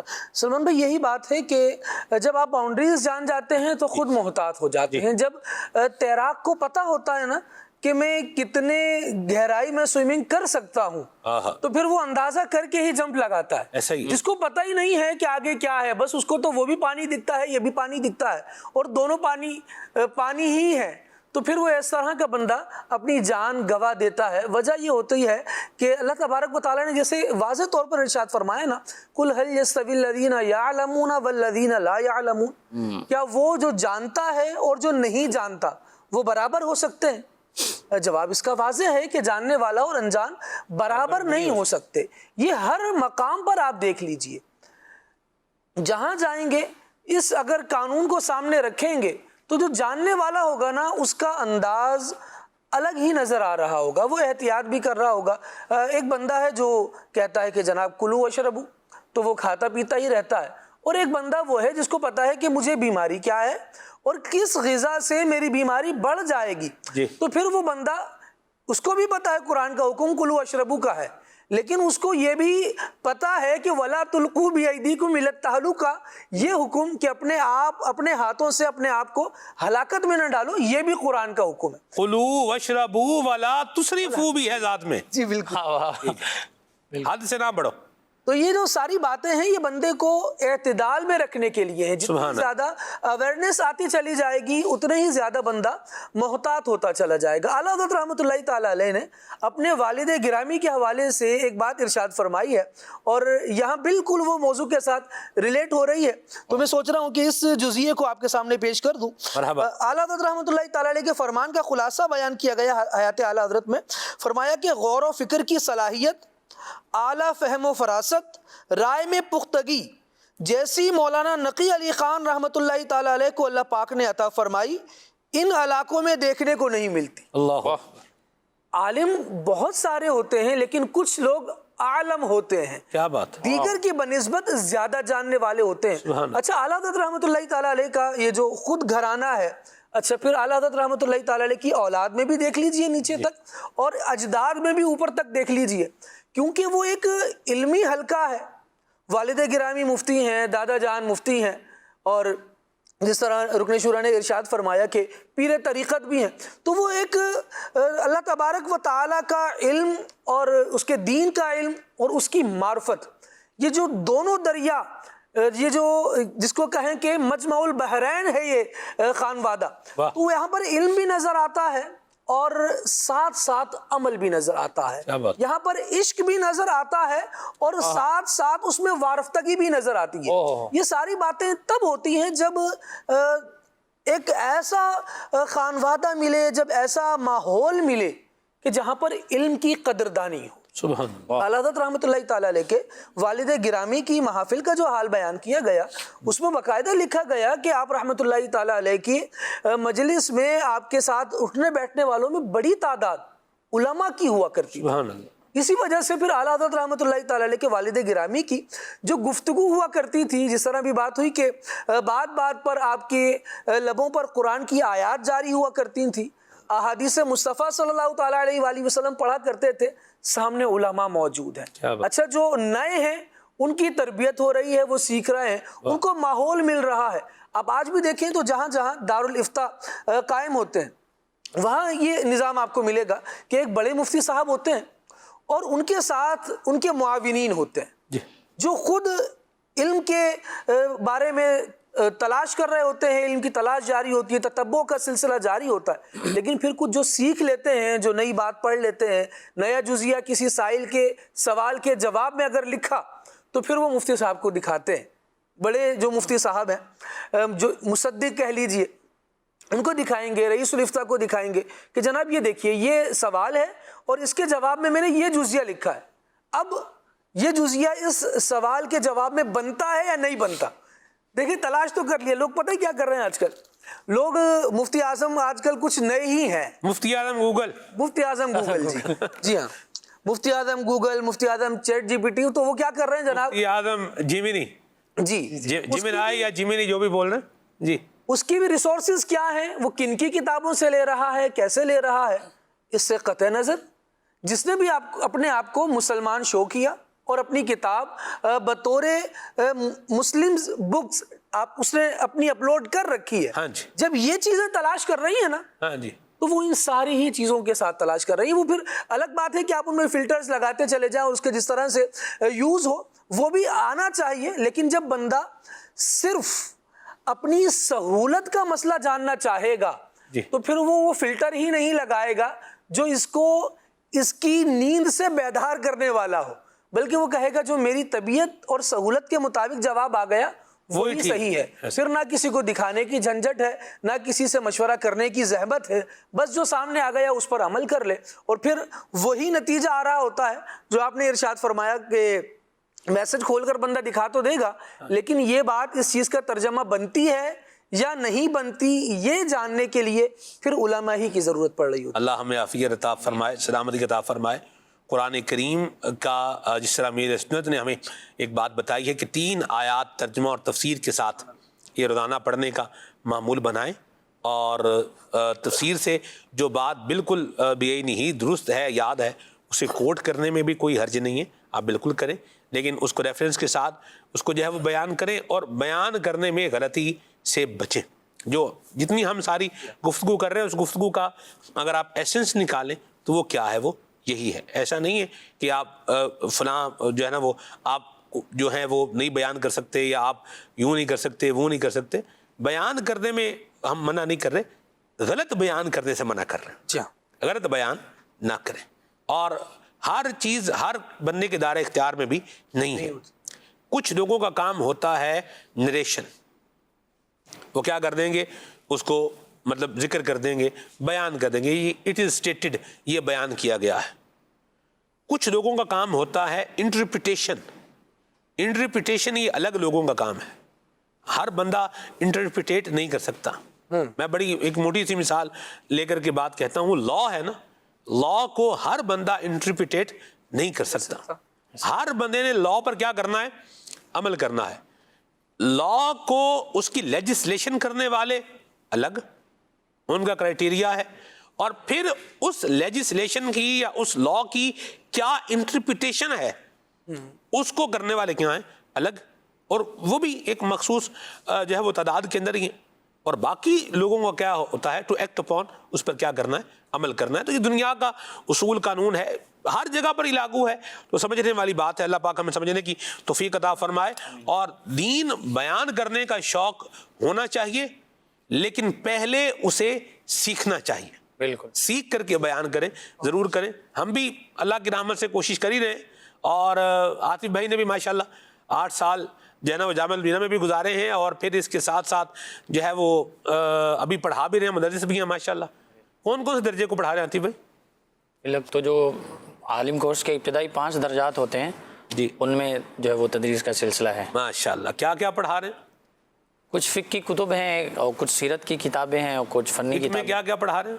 جیسے فقہ میں کنز الدقائق ہے. واہ واہ واہ واہ. فقہ کے متون یعنی کنز الدقائق میں آج بھی وہ حج والا نصاب ہی ہے. جی جی بالکل، آج بھی، آئے. اور تازہ حج کا نصاب پڑھ رہے ہیں، اور ایک لطف ہی اس کا اپنا الگ ہے.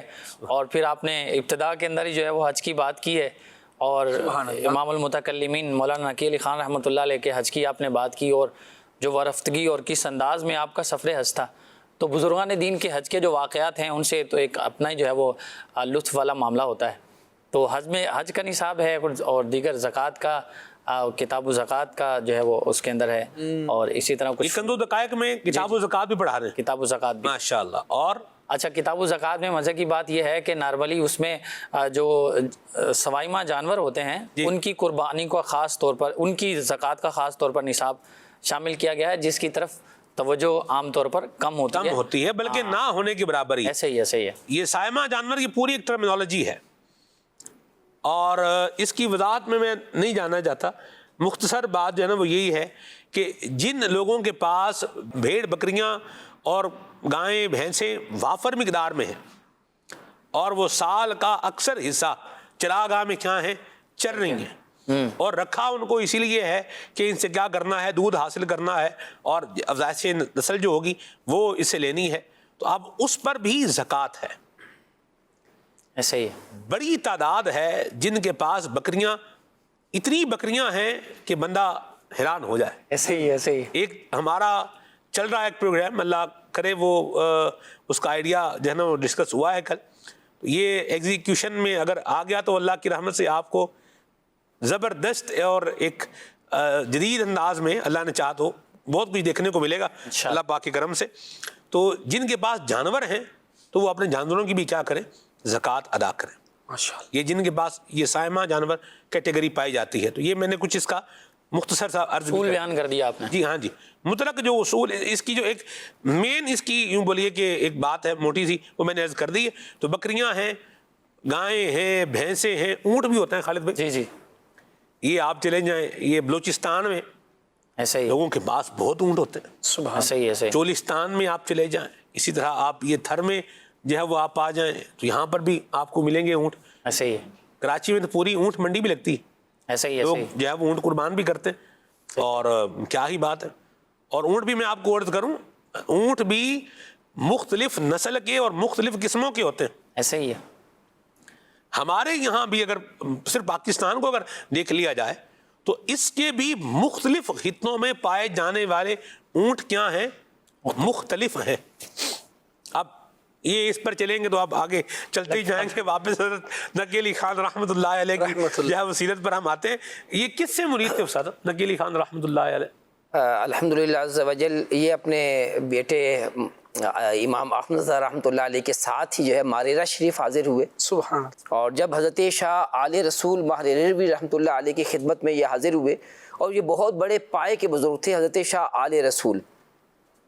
انہوں نے حضرت شاہ عبدالعزیز محدث دہلوی رحمۃ اللہ علیہ سے علم حاصل کیا تھا. اللہ. اور جو ہے وہ اپنے ہی جو ہے اس ماریرہ شریف کے خانوادے سے انہوں نے بیعت کی، یعنی اپنے تایا تھے ان کے. تو اور پھر یعنی ان کو کافی خلافتیں حاصل تھیں. حضرت شاہ آل رسول کو بہت بڑے عالم بھی تھے اور بہت بڑے شیخ طریقت بھی تھے. سادات کے گھرانے سے تعلق تھا. تو جب یہ دونوں باپ بیٹا یعنی مولانا نقی علی خان اور امام احمد رضا رحمۃ اللہ علیہ یہ ان کی خدمت میں حاضر ہوئے اور آپ کی جو ہے وہ سلام کا سلسلہ ہوا اور بیعت کرنے کا شرف پایا. تو حضرت شاہ آل رسول ماریرہ رحمۃ اللہ علیہ نے مولانا نقی علی خان صاحب کو اور امام احمد رضا رحمۃ اللہ علیہ دونوں کو بیعت بھی کیا اور خلافت بھی عطا فرمائی. واہ واہ واہ. اور جو ہے وہ پوچھنے والوں نے پوچھا کہ کیونکہ حضرت شاہ آل رسول رحمۃ اللہ علیہ یہ بڑے محتاط شیخ طریقت تھے، یہ ہر کسی کو خلافت نہیں دیتے تھے. کیا بات. جو آپ کی خدمت میں آتا اور سالوں جد و جہد کرتا، آپ کی خدمت میں رہتا اور جو مجاہدے کرتے ہیں، جو پیران عظام مجاہدے کرواتے اور اس کے بعد جو ہے وہ خلافت عطا فرمایا کرتے تھے. ان باپ بیٹا کو جیسے ہی یہ آئے اور خلافت عطا فرما دی. اعلیٰ حضرت رحمۃ اللہ علیہ کی تو عمر بھی کم تھی. جو مولانا نقی علی خان صاحب تھے یہ تو ماشاء اللہ 40 سے زیادہ 45 سے زیادہ ان کی عمر تھی. لیکن جو ہے وہ امام احمد رحمۃ اللہ علیہ تو ان کی عمر بھی کم تھی. لیکن اس کے باوجود جب خلافت عطا کر دی تو حضرت شاہ آل رسول رحمۃ اللہ علیہ نے فرمایا کہ لوگ ہمارے پاس آتے ہیں اور ان کی تربیت کی بہت زیادہ حاجت ہوتی ہے. جو آپ نے فرمایا اس کا خلاصہ ہے کہ یہ جو ہے وہ اپنا چراغ درست کر کے لے کے آئے اور جو اس کے اندر جو ہے وہ بتی ڈالی جاتی ہے وہ بھی جو درست تھا. میں نے تو صرف جو ہے وہ اس کو جلا دیا ہے، یعنی خلافت عطا فرمائی ہے. تو یہ یعنی ان کی تکمیل ہو چکی تھی. یہ آئے اور میں نے جو ہے خلافت جو ہے وہ مرید بھی کی اور خلافت بھی عطا فرما دی. تو یہ آپ یوں سمجھیے کہ ان کی دونوں ہستیوں کی تربیت تو جو ہے وہ مولانا رضا علی خان رحمۃ اللہ علیہ نے کی تھی. انہی کے گھرانے میں جو ہے وہ یہ پیدا ہوئے. اور جو ان کے مولانا نقی علی خان صاحب کے دادا تھے جو حافظ کاظم علی رحمۃ اللہ علیہ حافظ بھی تھے اور ماشاءاللہ ان کو اپنے جو ہے والد جو ہے مولانا محمد اعظم خان ان کی صحبت نصیب ہوئی تھی جو با کرامت ولی اللہ تھے. کیا بات. تو ان کی جو ہے وہ تربیت جو ہے وہ انہوں نے مولانا حافظ کاظم علی صاحب کی تربیت کی. حافظ کاظم علی صاحب نے جو ہے وہ رضا علی ان کی جو ہے وہ تربیت کی اور انہوں نے مولانا نقی علی خان کی تربیت. اور اعلیٰ حضرت امام احمد رضا رحمۃ اللہ علیہ تو وہ ہستی ہیں کہ جن کی 2 حضرات نے تربیت کی، یعنی آپ کے دادا نے بھی کی ہے، آپ کے والد نے بھی کی ہے. تو گھرانہ ہی ایسا جو ہے وہ ماشاءاللہ علم و عمل کا پیکر تھا. تو تربیت تو گھر میں ہی ہو گئی تھی. حضرت شاہ آل رسول رحمۃ اللہ علیہ کی خدمت میں حاضر ہوئے اور آپ نے ان کو مرید بھی کیا اور خلافت بھی عطا فرمائی اور بڑے درجے پر جو ہے وہ یہ ہستیاں جو ہے وہ پہنچی. اللہ پاک ان کا فیضان ہمیں نصیب فرمائے. آمین آمین آمین. ایک اور بات جو یہاں سیکھنے کو ملتی ہے وہ یہ ہے کہ اگر کسی کو کوئی مقام مل رہا ہو تو ہمیں اس کے لیے دعا گو رہنا چاہیے، حسد نہیں کرنا چاہیے. اس کو کیوں مل گیا ہے ہمیں کیوں نہیں ملا، اس سے چھن جائے مجھے مل جائے. یہ اس جذبے کا خاتمہ کرنا یہ ضروری ہے. اسے مل گیا ہے سبحان اللہ، ہمیں بھی مل جائے. حضرت رکن شورا قبلہ سید ابراہیم شاہ صاحب بخاری، آپ ذوق کی کیفیت میں تھے، اور وہ ہے نا کلام پڑھتے ہیں، ان میں اشعار ہوتے ہیں، مختلف کیفیات کا اظہار ہوتا ہے. بھئی تم چلو نہ چلو، میں چلا. انہوں نے کہا بھئی کیوں وہ کیوں نہ جائے، بھئی تم بھی چلو اور میں بھی چلا.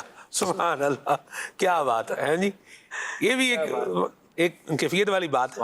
ون ون سچویشن یہ ہو جائے، یہ بھی اپنے ہمیں زندگی کے اندر چیز ایڈ کرنی ہے. آپس میں دوسرے سے حسد نہ کیا جائے. خالد بھائی بالکل جی، حسد سے فائدہ کیا ہے؟ نہ تو اس کا مرتبہ آپ حسد کر کے چھین سکتے ہیں، نہ خود اپنے آپ کو بلندیوں پر فائز کر سکتے ہیں. بس یہ ہے کہ نیکیاں ہی جلا سکتے ہیں اپنی، کیونکہ نبی پاک علیہ الصلوۃ والسلام نے یہی بات ارشاد فرمائی نا کہ حسد نیکیوں کو ایسے کھا جاتا ہے جیسے آگ لکڑی کو کھا جاتی ہے. ہونا یہ چاہیے بندہ دعائیں دینے والا بندہ، بلکہ لوگوں کے لیے نا ان کی غیر موجودگی میں دعائیں کرنے کی ویسے ہی عادت بنا. بزرگوں نے یہ حسد کے علاج میں لکھا ہے، اور وجہ یہ بھی لکھی ہے کہ جب تم کسی کے لیے دعا کرنے والے ہوگے تو اس کو نعمت ملے گی نا، تو دل میں یہ خیال بھی آئے گا دعا بھی تو ہم نے ہی کی تھی. سبحان اللہ. تو پھر بندے کا دل کسی کی نعمت کے ساتھ جو ہے وہ جڑا رہے گا، بندہ حسد سے بچنے میں کامیاب ہو جائے گا. سبحان اللہ. جن کی طبیعت ہوتی ہے نا سلمان بھائی دعائیں دینے والی، آگے بڑھانے والی، دیکھا ہے کہ وہ اللہ تبارک و تعالیٰ نے ان کے لیے کچھ الگ ہی اہتمام یا انتظام کر کے لیے ان کے لیے کچھ رکھا ہوتا ہے، کچھ مقدر ہوتا ہے ان کے. اللہ تبارک و تعالیٰ جس کو جیسے چاہے نوازے. کسی کی نعمت دیکھ کر جو جلتا ہے نا جی، اس کو ہم نے پھولتا پھلتا نہیں دیکھا. شاید زندگی کا آپ کے پاس بھی اس طرح کے تجربے ہوں کہ جلنے والا بیچارہ وہ کڑتا ہی رہتا ہے، وہ الگ ہی خانہ بدوش ٹائپ کا ہو کر رہ جاتا ہے. لیکن جو آپ دیکھیں خالد بھائی، وہ میں آ گیا بیچ میں، ٹرک ہے نا ان کے پیچھے جملے لکھے ہوتے ہیں، ٹرک ہیں رکشے ہیں ان کے پیچھے جملے لکھے ہوتے ہیں، جلنے والے کا منہ کالا. ایک اور بات بھی ہوتی ہے نا، محنت کر حسد نہ کر. تو حسد جو ہے یہ اگر ہم کوئی کسی کا مرتبہ دیکھتے ہیں، ایک اور بات بھی ہے. ایک تو یہ ہے کہ ہمیں محنت کرنی چاہیے. جب ہم محنت کریں گے، حسد نہیں کریں گے، تو انشاءاللہ العزیز اس محنت کا ثمر بھی پائیں گے. اور ایک اور اہم بات جو حسد کی کاٹ کرنے والی ہے کہ یہ چیز حسد ایک ایسی چیز ہے کہ جو پیدا کی نہیں جاتا، یعنی حسد جو ہے وہ اپنے اندر جو ہے پیدا کیا نہیں جاتا، بلکہ یہ ہو جاتا ہے. تو اس کا حل یہ ہے کہ اللہ کی تقسیم پر بندے کو راضی رہنا چاہیے کہ اللہ پاک نے جس کو جو دیا ہے، رب نے دیا ہے نا، نسبت یہ نہ دیکھے کہ اس کو کیا ملا ہے، یہ دیکھے کہ اس کو دینے والا کون ہے. کہ جب ہمارے ذہن میں یہ ہوگا کہ اس کو رب دینے والا ہے. اب جو ہے عدنان بھائی ہیں، عدنان بھائی ماشاءاللہ خوش الہان نعت خوان ہے. اب میں ان سے حسد کروں کہ جناب ان کی جو ہے وہ اتنی اچھی یہ نعت کیوں پڑھتے ہیں، تو مجھے دعا کرنی چاہیے نا عدنان بھائی کی. اور پھر جو ہے وہ عدنان بھائی کے لیے میں دعا کروں گا، جیسے خالد بھائی نے مشورہ دیا، اچھا مشورہ دیا ہے کہ کسی کی نعمت کو دیکھیں تو آپ دعا کریں. اور جو ہے ضروری نہیں ہے کہ یہ چیز مجھے بھی حاصل ہو جائے. اب اللہ پاک کی تقسیم ہے، ان کو خوش الہان نعت خوان بنایا ہے. اب میں کہوں کہ میں بھی خوش الہان نعت خوان بن جاؤں، تو اب بننے سے تو رہا، تو جب میں نہیں بن سکتا تو میں ان کے لیے دعا کروں گا اور اللہ پاک کی تقسیم پر راضی رہوں گا کہ ماشاءاللہ اللہ پاک نے انہیں جو ہے وہ یہ خوش الہانی عطا فرمائی. تو یہ میں یہ جو گفتگو کر رہا ہوں عدنان بھائی کے بارے میں، ان کا نام آیا، یہ سمجھانے کے لیے ہے کہ اللہ پاک نے لوگوں کو مختلف نعمتیں عطا فرمائی ہیں. کسی کو کچھ ملا ہے، کسی کو کچھ ملا ہے. اس میں احساس کمتری بھی اپنے اندر نہیں پیدا کرنا چاہیے کہ میرے اندر یہ نہیں ہے. بھئی آپ کے اندر یہ نہیں ہے، دوسری خصوصیت موجود ہے. اللہ پاک نے ہر شخص کو کوئی نہ کوئی خصوصیت تو عطا کی ہے. ہاں بندہ خود اگر جو ہے وہ اس خصوصیت میں کوئی بہتری نہیں لا رہا تو یہ اس کی اپنی جو ہے وہ کمزوری ہے. اپنی کمزوری پر نظر رکھیں گے، اس کو دور کرنے کی کوشش کریں گے تو آپ کے پاس جو نعمتیں ہیں وہ بھی نکھر جائیں گی.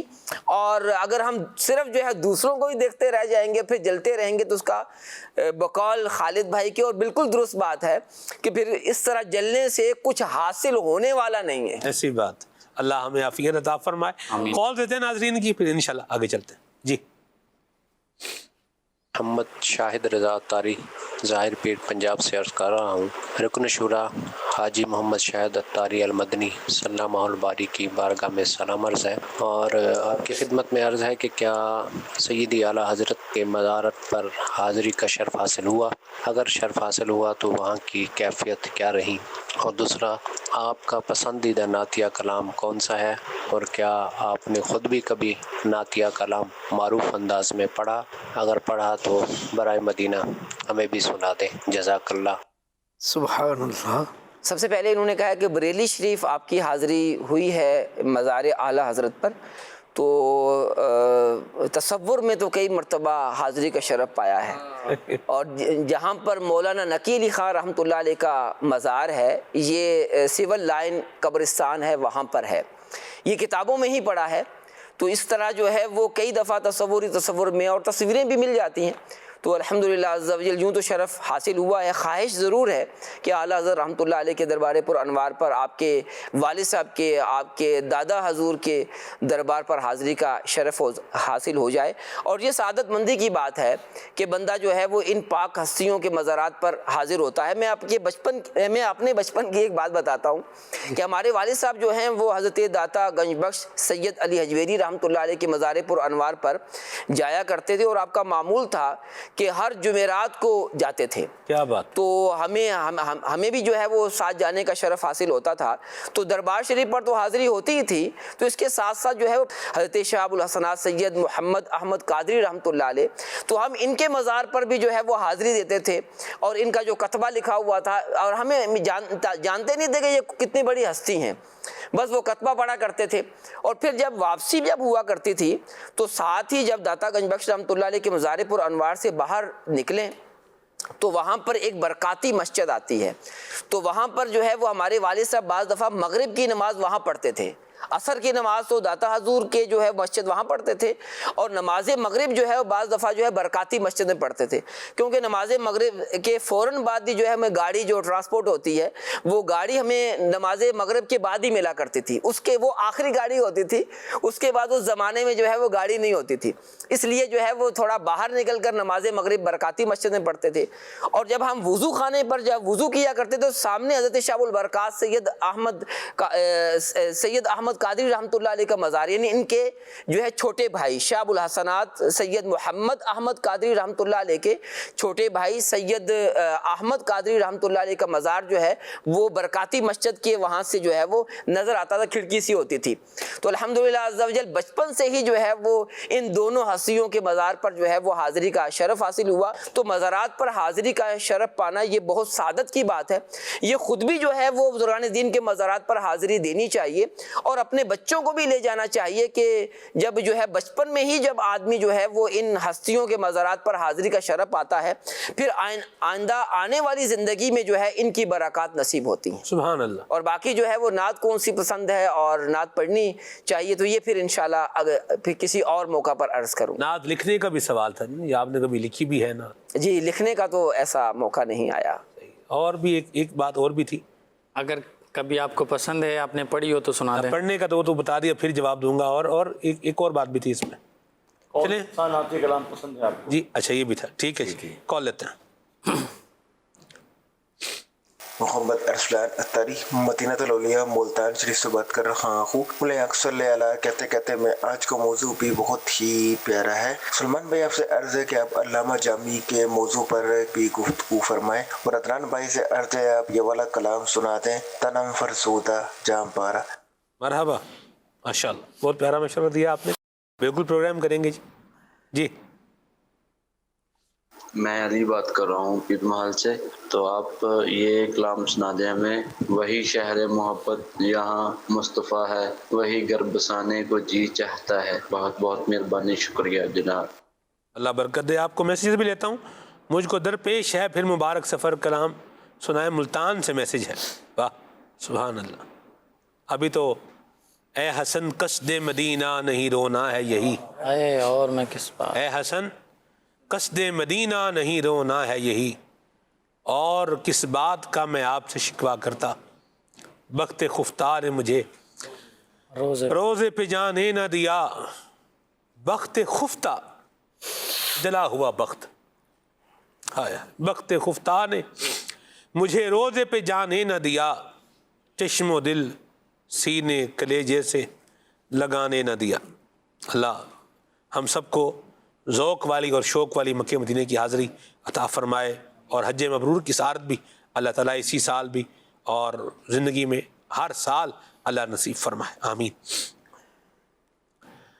میسیج ہے جی وزیر آباد سے میسیج ہے، اور اسماعیل پور گاؤں سے یہ میسیج ہے۔ ان کو جو ہے وہ کلام سننا ہے، اللہ برکت دے آپ کو، آباد رہیں۔ یہ اسماعیل پور کو ہمارے ہاں اسماعیل پور جو ہے وہ کہا جاتا ہے۔ اسماعیل پور، ہاں یہ ہوتا ہے نا لوگوں، مطلب کچھ اوریجن ہے وہاں، مطلب ایک تو گاؤں کا، جیسے ہمارے گاؤں کا جو نام ہے وہ ہے کرم آباد، اصل نام کیا ہے؟ کرم آباد، لیکن اس کو پنجابی میں کیسے بولتے ہیں؟ کرم آباد، ایسے ہی۔ تو یوں یہ ہوتا ہے بعض کا، ایک علاقہ ہے یہ تو اس طرف ہے اسماعیل پور جو ہے، یعنی اگر میں عرض کروں آپ کو وزیر آباد سے آپ نکلیں سیالکوٹ کی طرف جو ہے وہ جائیں تو اس میں بھی جو ہے نا وہ دو رستے پڑتے ہیں، ایک ہے ڈسکا روڈ والا اور ایک ہے اس سیالکوٹ روڈ والا۔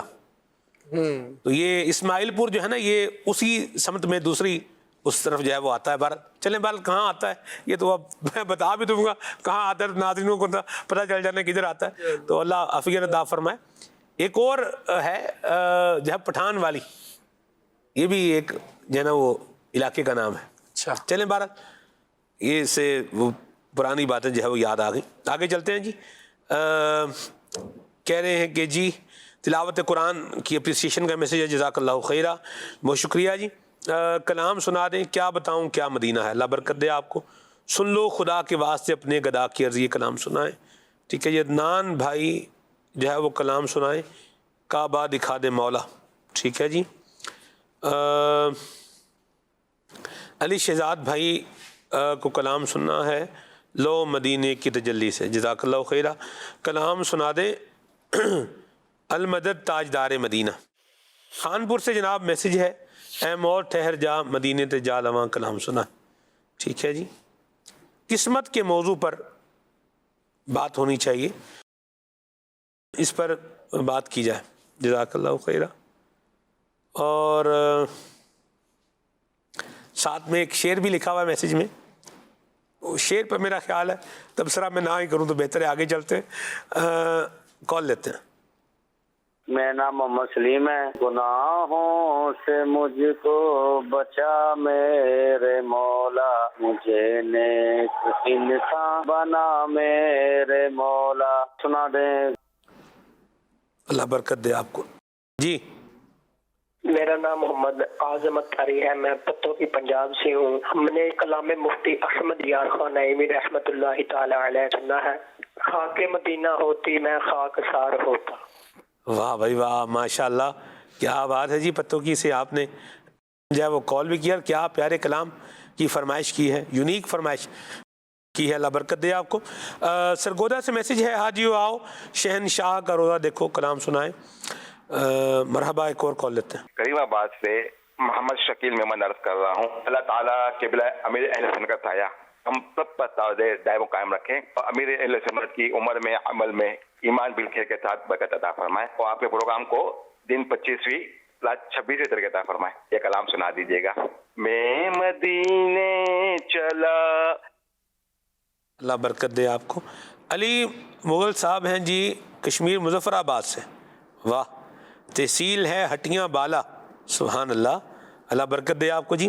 اور انہیں حمد جو ہے وہ سننی ہے، کلام ان کو سننا ہے، کعبے کی رونق، کعبے کا منظر، اللہ اکبر اللہ اکبر۔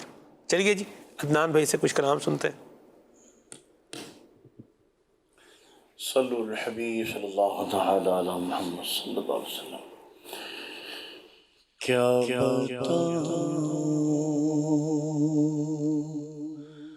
کہ کیا مدینہ ہے، کیا بتاؤں کہ کیا مدینہ ہے، بس میرا مولا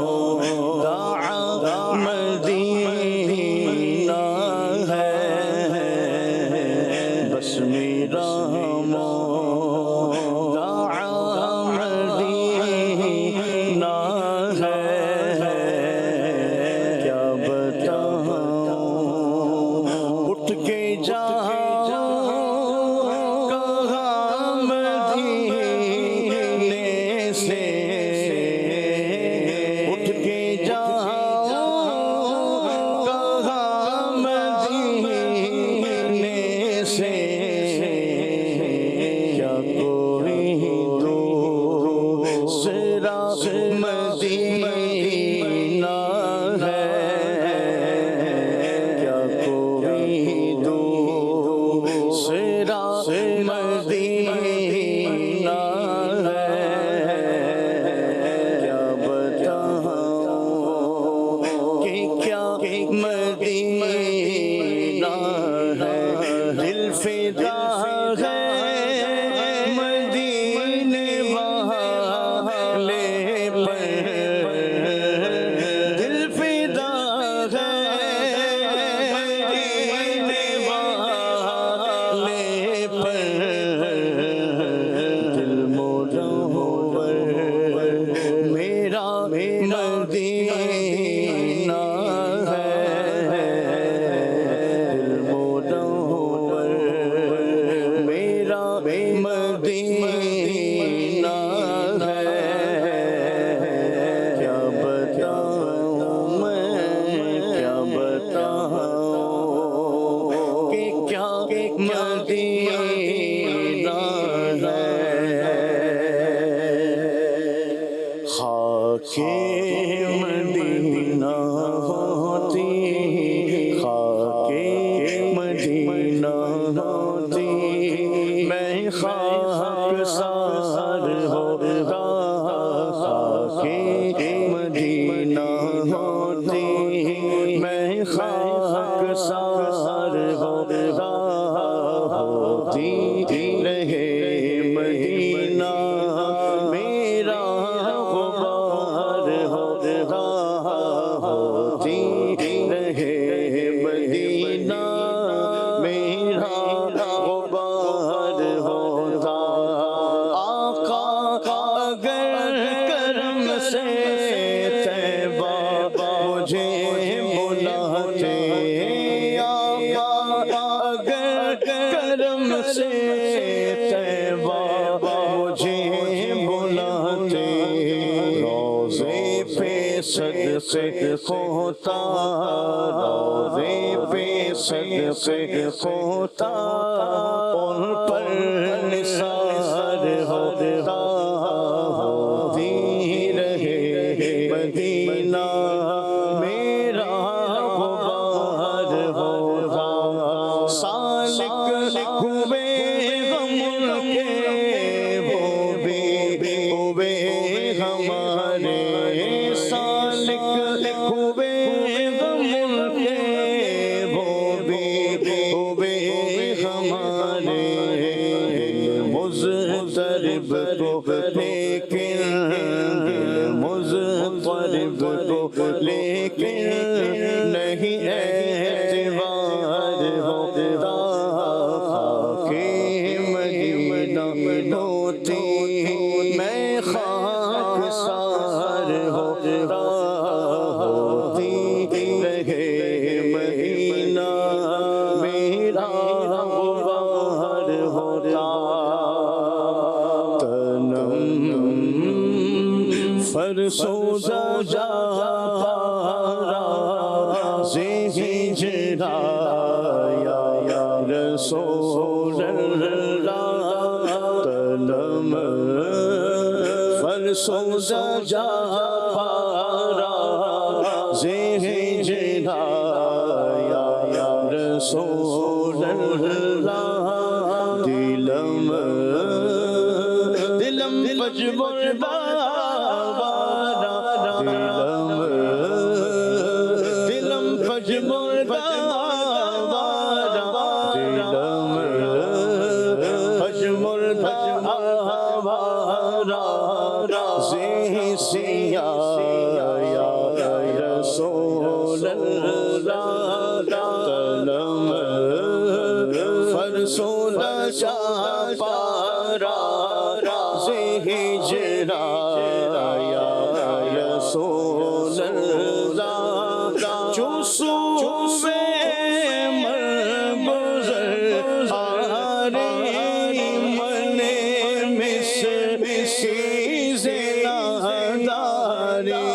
جو سوے مرگزر آرے جو سوے مرگزر آرے بنے مسکیز نادارے فدائے نقش نالت کنم جایا رسول اللہ فدائے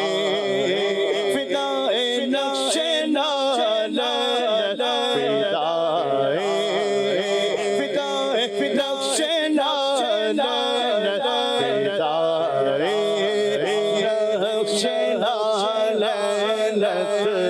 کنم جایا رسول اللہ جو سر پہ رکھنے کو مل جائے نعل پاک کے حضور تو پھر کہے کہ ہاں تاجدار ہم بھی گئے جو سوے مرگزر آرے بنے مسکیز نادارے جو سوے مرگزر آرے جو سوے مرگزر آرے بنے مسکیز نادارے فدائے نقش نالت کنم جایا رسول اللہ فدائے نقش نالت کنم جایا رسول اللہ فرسود جہاں پارا سے ہجرا رسول اللہ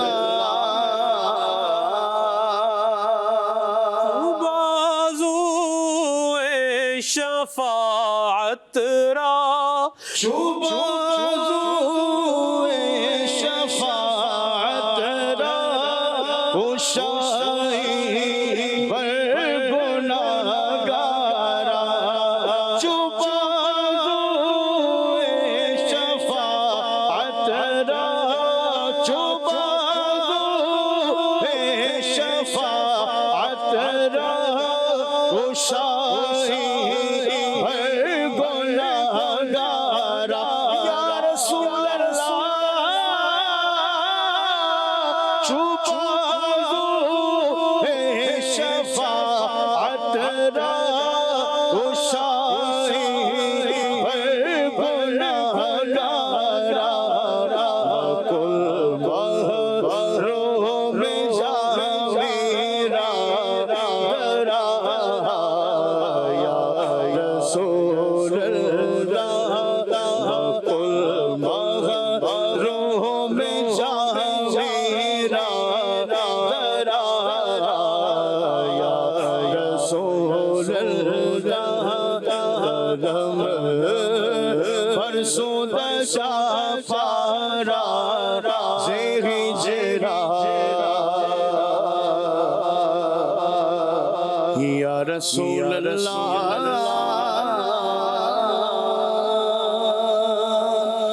وہ شہر محبت جہاں مصطفیٰ ہے وہی گھر بسانے کو جی چاہتا ہے وہ شہر محبت جہاں مصطفیٰ ہے وہی گھر بسانے کو جی چاہتا ہے وہ سونے سکندر وہ چاندی سی مٹی نظر میں بسانے کو جی چاہتا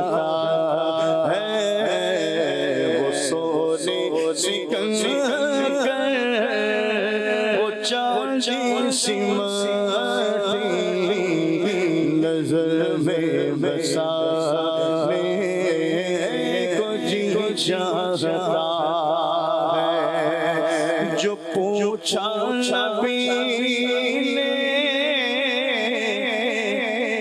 کہ کچھ گھر بھی چھوڑا تو صدیق اکبر کے ہونٹوں پہ آیا، وہاں مال و دولت کی کیا ہے حقیقت، جہاں جہاں لٹانے کو جی چاہتا ہے، وہاں مال و دولت کی کیا ہے حقیقت، جہاں جہاں لٹانے کو جی چاہتا ہے، وہ شہر محمد جہاں مصطفیٰ ہے، وہی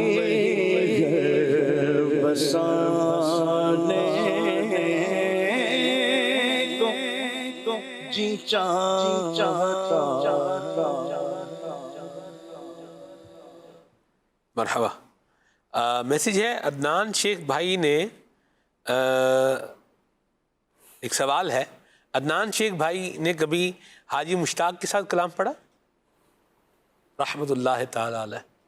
جی جی پڑھا ہے، پڑھا ہے۔ کون سا کلام پڑھا تھا اور کہاں پڑھا تھا؟ آرام باغ میں جب حاجی مشتاق علیہ رحمہ محفل ہوئی تھی نا، تو وہاں پر جب کلام پڑھا تھا، خاک مجھ میں کمال رکھا ہے، مصطفیٰ نے ہو جائے وہ شعر اس کے بھی ہو جائیں، کیا بات ہے۔ خاک مجھ میں کمال رکھا ہے، خاک مجھ میں کمال رکھا ہے، مصطفیٰ نے سنبھال رکھا ہے، مصطفیٰ نے سنبھال رکھا ہے،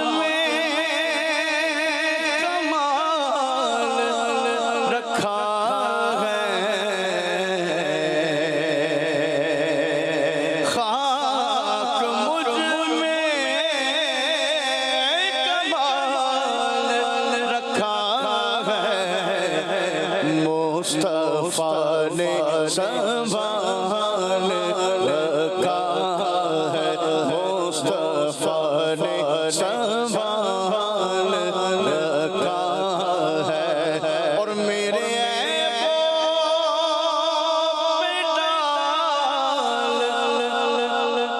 کر پردہ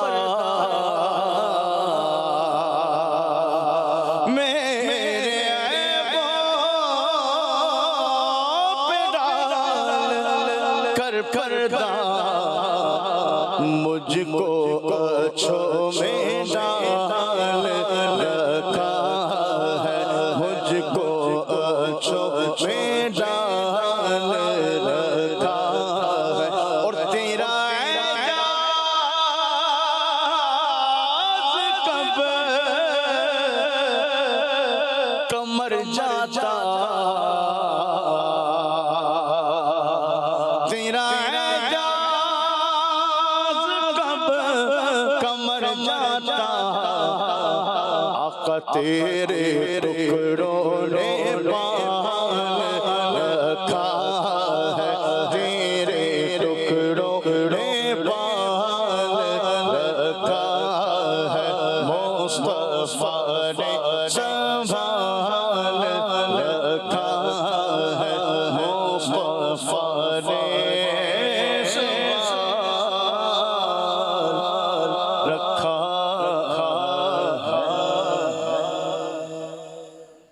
امام علیہ سنت فرماتے ہیں، سبحان اللہ، کیا خوب آقا کریم کی بارگاہ میں عرض کرتے ہیں کہ بے ہنر و بے تمیز کس کو ہوئے ہیں عزیز، ایک تمہارے سوا تم پہ کروڑوں درود، اور گندے نکمے کمین مہنگے ہوں کوڑی کے تین، کون ہمیں پالتا تم پہ کروڑوں درود، اور ہم نے خطا میں نہ کی تم نے عطا میں نہ کی، کوئی کمی سرورا تم پہ کروڑوں درود۔ اللہ نبی پاک صاحب الاولاق صلی اللہ تعالی علیہ وآلہ وسلم کے مزار فائز الانوار پر اپنی کروڑ ہا کروڑ اربوں خربوں رحمتوں کا نزول فرمائے، اور نبی پاک صلی اللہ علیہ وسلم کی نگاہ عنایت اللہ ہم سب کو نصیب فرمائے، اور ہمیں اللہ کریم علم بھی عطا فرمائے، اس پہ عمل کی دولت بھی عطا فرمائے، اور خاندان اعلیٰ حضرت امام اہل سنت امام احمد رضا خان رحمۃ اللہ علیہ کا فیضان ہمیں بھی اور ہماری آل اولاد کو بھی نصیب فرمائے، آمین۔ سبحانک اللہم و بحمدک اشہد ان لا الہ الا انت استغفرک و اتوب الیک۔ صلاۃ و سلام پڑھتے ہیں۔ یا نبی سلام علیکہ، یا رسول سلام علیکہ، یا حبیب سلام علیکہ، صلوات اللہ علیکہ، یا نبی سلام علیکہ، یا رسول سلام علیکہ، طلع البدر علینا من ثنیۃ الوداع، وجب شکر علینا، وجب شکر علینا، ما دعا للہ داعی، یا نبی سلام علینا، یا رسول سلام سلام سلام سلام۔ ہو ذکر رب کا صبح ایسے ہو شروع اپنی، خدا رہے راضی ہے یہ آرزو اپنی، کھلے آنکھ صلی اللہ کہتے کہتے، کھلے آنکھ صلی اللہ کہتے کہتے